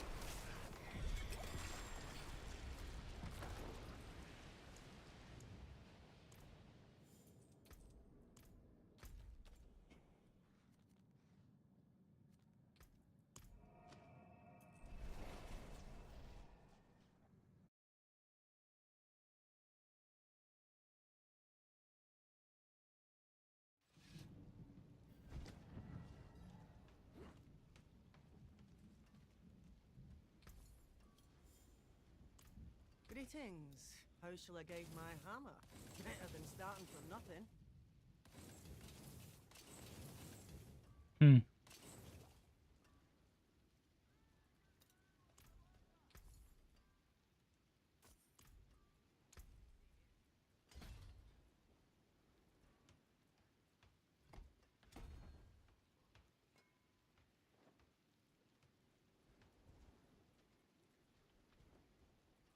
Wait, this is WoW Fortified and not WoW you have Fortify. They should change this to WoW you have Fortify. Because Fortified and Fortify are different. Fortified is when this shows here a little bit of an extra gray bullshit. Which means when you have same amount of Fortify as your maximum life.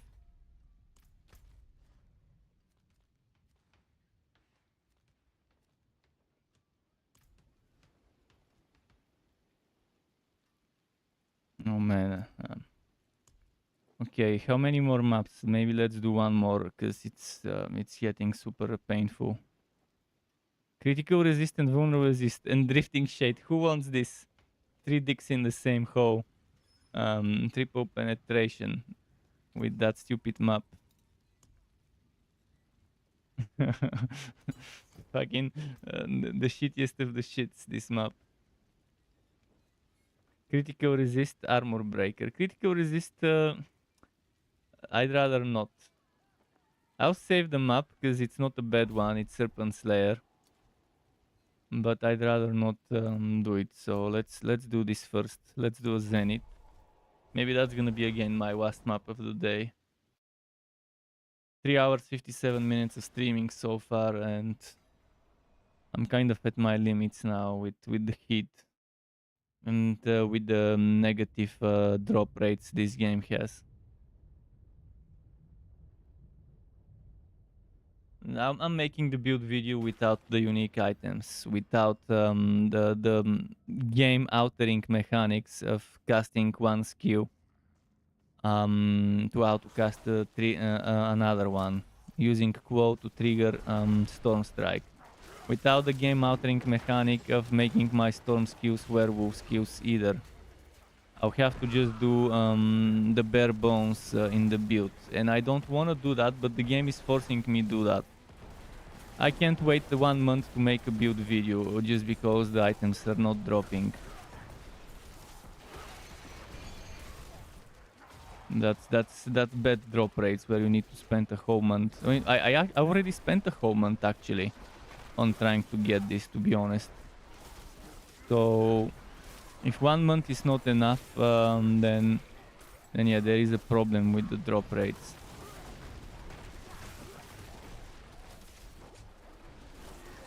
But it's already been over a month and a half since the 1st of June, second in my country, I guess, for the launch.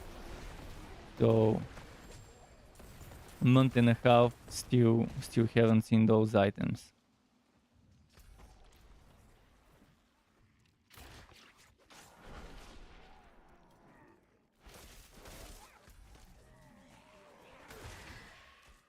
And then they want you to start over every 3 months with those shitty drop rates. Starting over is only good if you give people good experience and drop rates, so they don't mind having to start over every few months. You can do shitty drop rates and experience rates and then make people start over. That's the equivalent of taking 3 dicks in the same hole. You don't want to take 3 dicks in the same hole. Maybe people could do 1 or 1.5. But come on, don't be this bad with the game design. If you want people to start over every season and play your game and return to it every 3 months.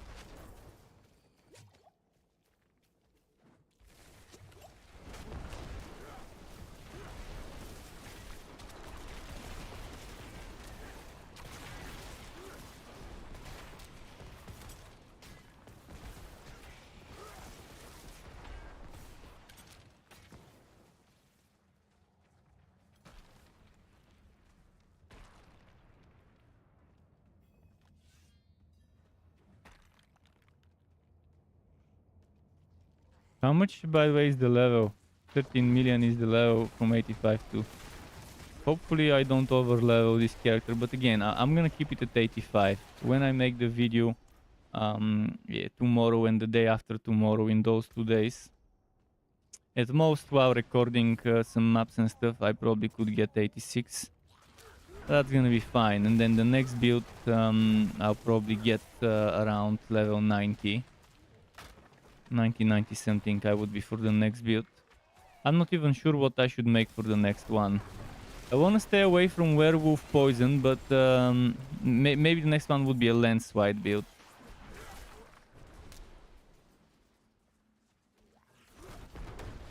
I really wanted to make a boulder build as well, but boulder with the current spirit cost is pointless to use. You don't want to make a build around boulder being a core skill. When it costs 60 spirit. It's a joke. In what world is it good for a core skill to cost 60 of the resource? There isn't a single class core skill that costs 60 of the resource. Why should Boulder, when you convert it to a core skill with an aspect, so you're already wasting an aspect to make it a core skill, to make it spammable, why should it cost 60? That's extremely unreasonable cost for a skill in terms of resource cost, considering that it does pretty much the same damage as a core skill, so it shouldn't cost twice as much as a core skill. And I'm comparing it to a core skill without any special aspects that boost that core skill.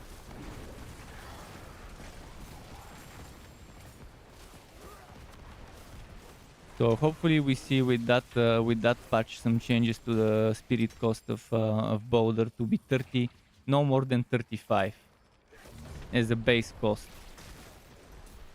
If it's 30-35, you can get it to 20 something, 25 or whatever with some cost reduction from items.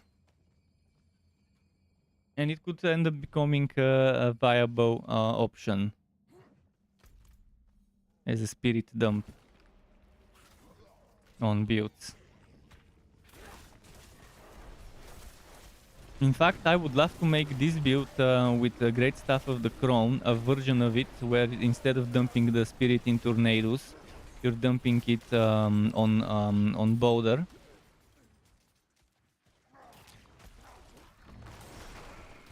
And play the hybrid Earthstorm combos, Earthstorm aspects and stuff, and passives. That would be an interesting way of doing things as well. So you're spamming those Greatstaff of the Crone attacks. I don't know if anyone has ever made such a build. If I had Greatstaff of the Crone, I would definitely test such a build. Because it would be probably different than what the majority of people are using. I don't know if anyone has ever made a Boulder build with Greatstaff of the Crone. If I had it, I definitely would try it.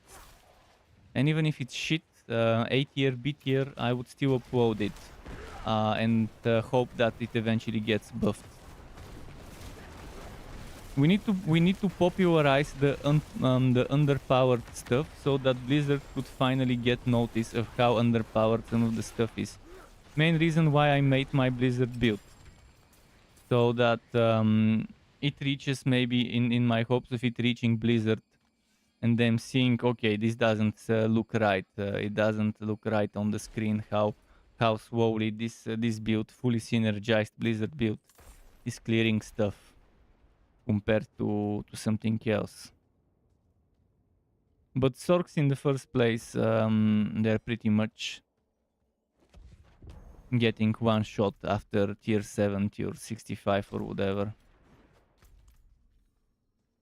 So even if Blizzard is good DPS, they still need to do something with the survivability of Sorks.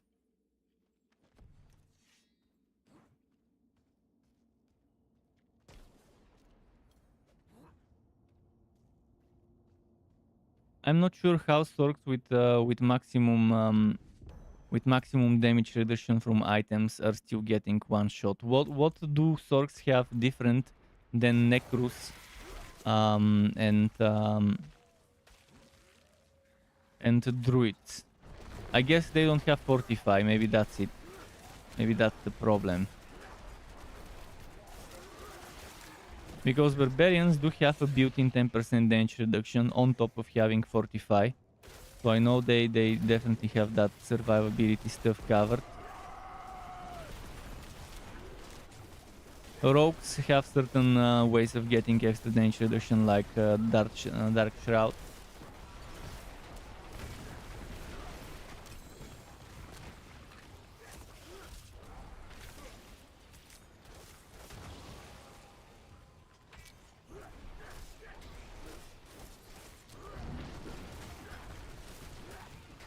I think instead of doing Fortify and Barrier, they should have combined both of them. Instead of going for two different things like Fortify Barrier, having one thing that combines the effects of both would have been probably a better choice.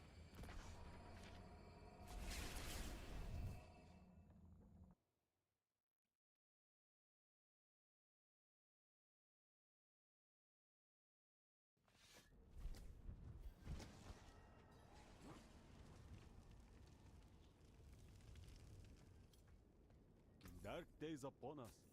You need a proper weapon. But now on some classes, like for example Druid, you can stack Barrier and Fortify for survivability.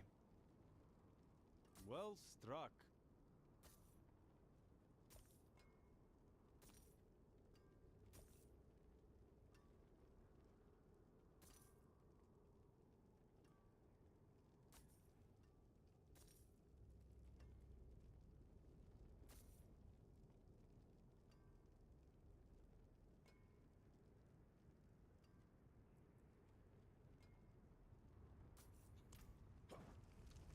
Let's go back, finish that map. 5 in the morning already. Over here.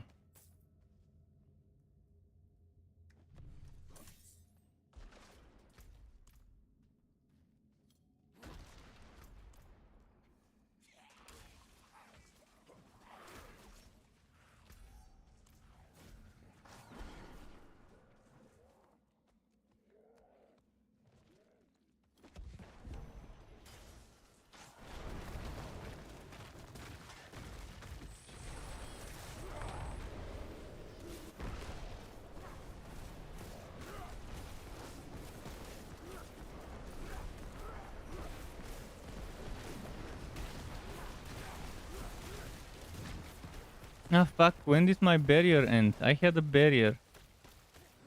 And unstoppable with the barrier, so this guy cannot heal with that stupid attack.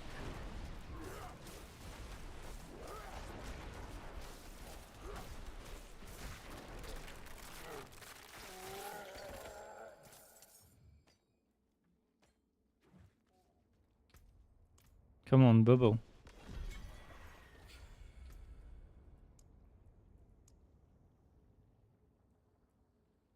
Mother's Embrace, of course it's gonna give me a Mother's Embrace and not what I need.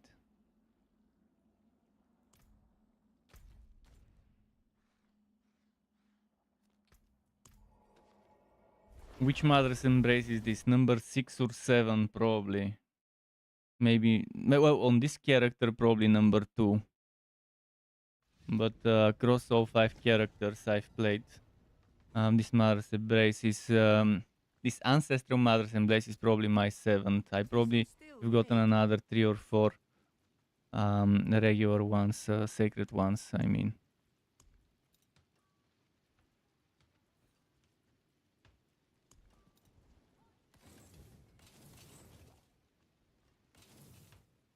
This one, I wonder if it's better than the ones I've got. Oh, it is maximum on it, so I'll compare it. Use it well. It might be better than the other ones I've got. I think I destroyed all of them except one. Oh no, I do have 2 of them here. 13, 19, 17.5. 40, 26, 18, and then 3.6 and 3.2. So this one we don't need. I still keep multiple ones in case I want someone else to use it. 20, 25. This one is 30. 15.5. Don't need this. Let's keep those 2.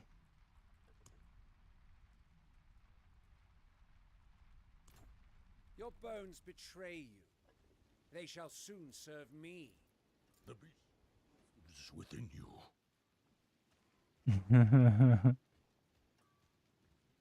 Greetings. How shall I guide my hammer? The beast is within you when he's taunting.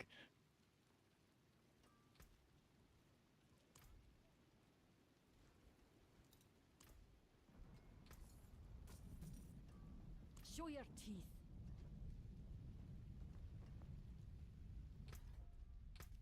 This is gonna be it for tonight. Another unsuccessful farming session. Thanks to the wonderful drop rates and the wonderful system where the only way to get items is from drops, and you don't have any other ways to do it, like NPCs and token system. Thanks for stopping by and watching me play. Keep it cool until next time from me. Tomorrow I will be switching my Blood Nova, Blood Search Necro to a Blood Once and experimenting with that with minimum respec costs, hopefully.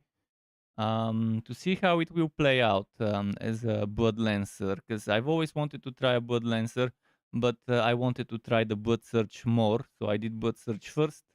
But in terms of paragons and stuff, there shouldn't be a massive difference. They're both blood skills. They're both overpower centric skills.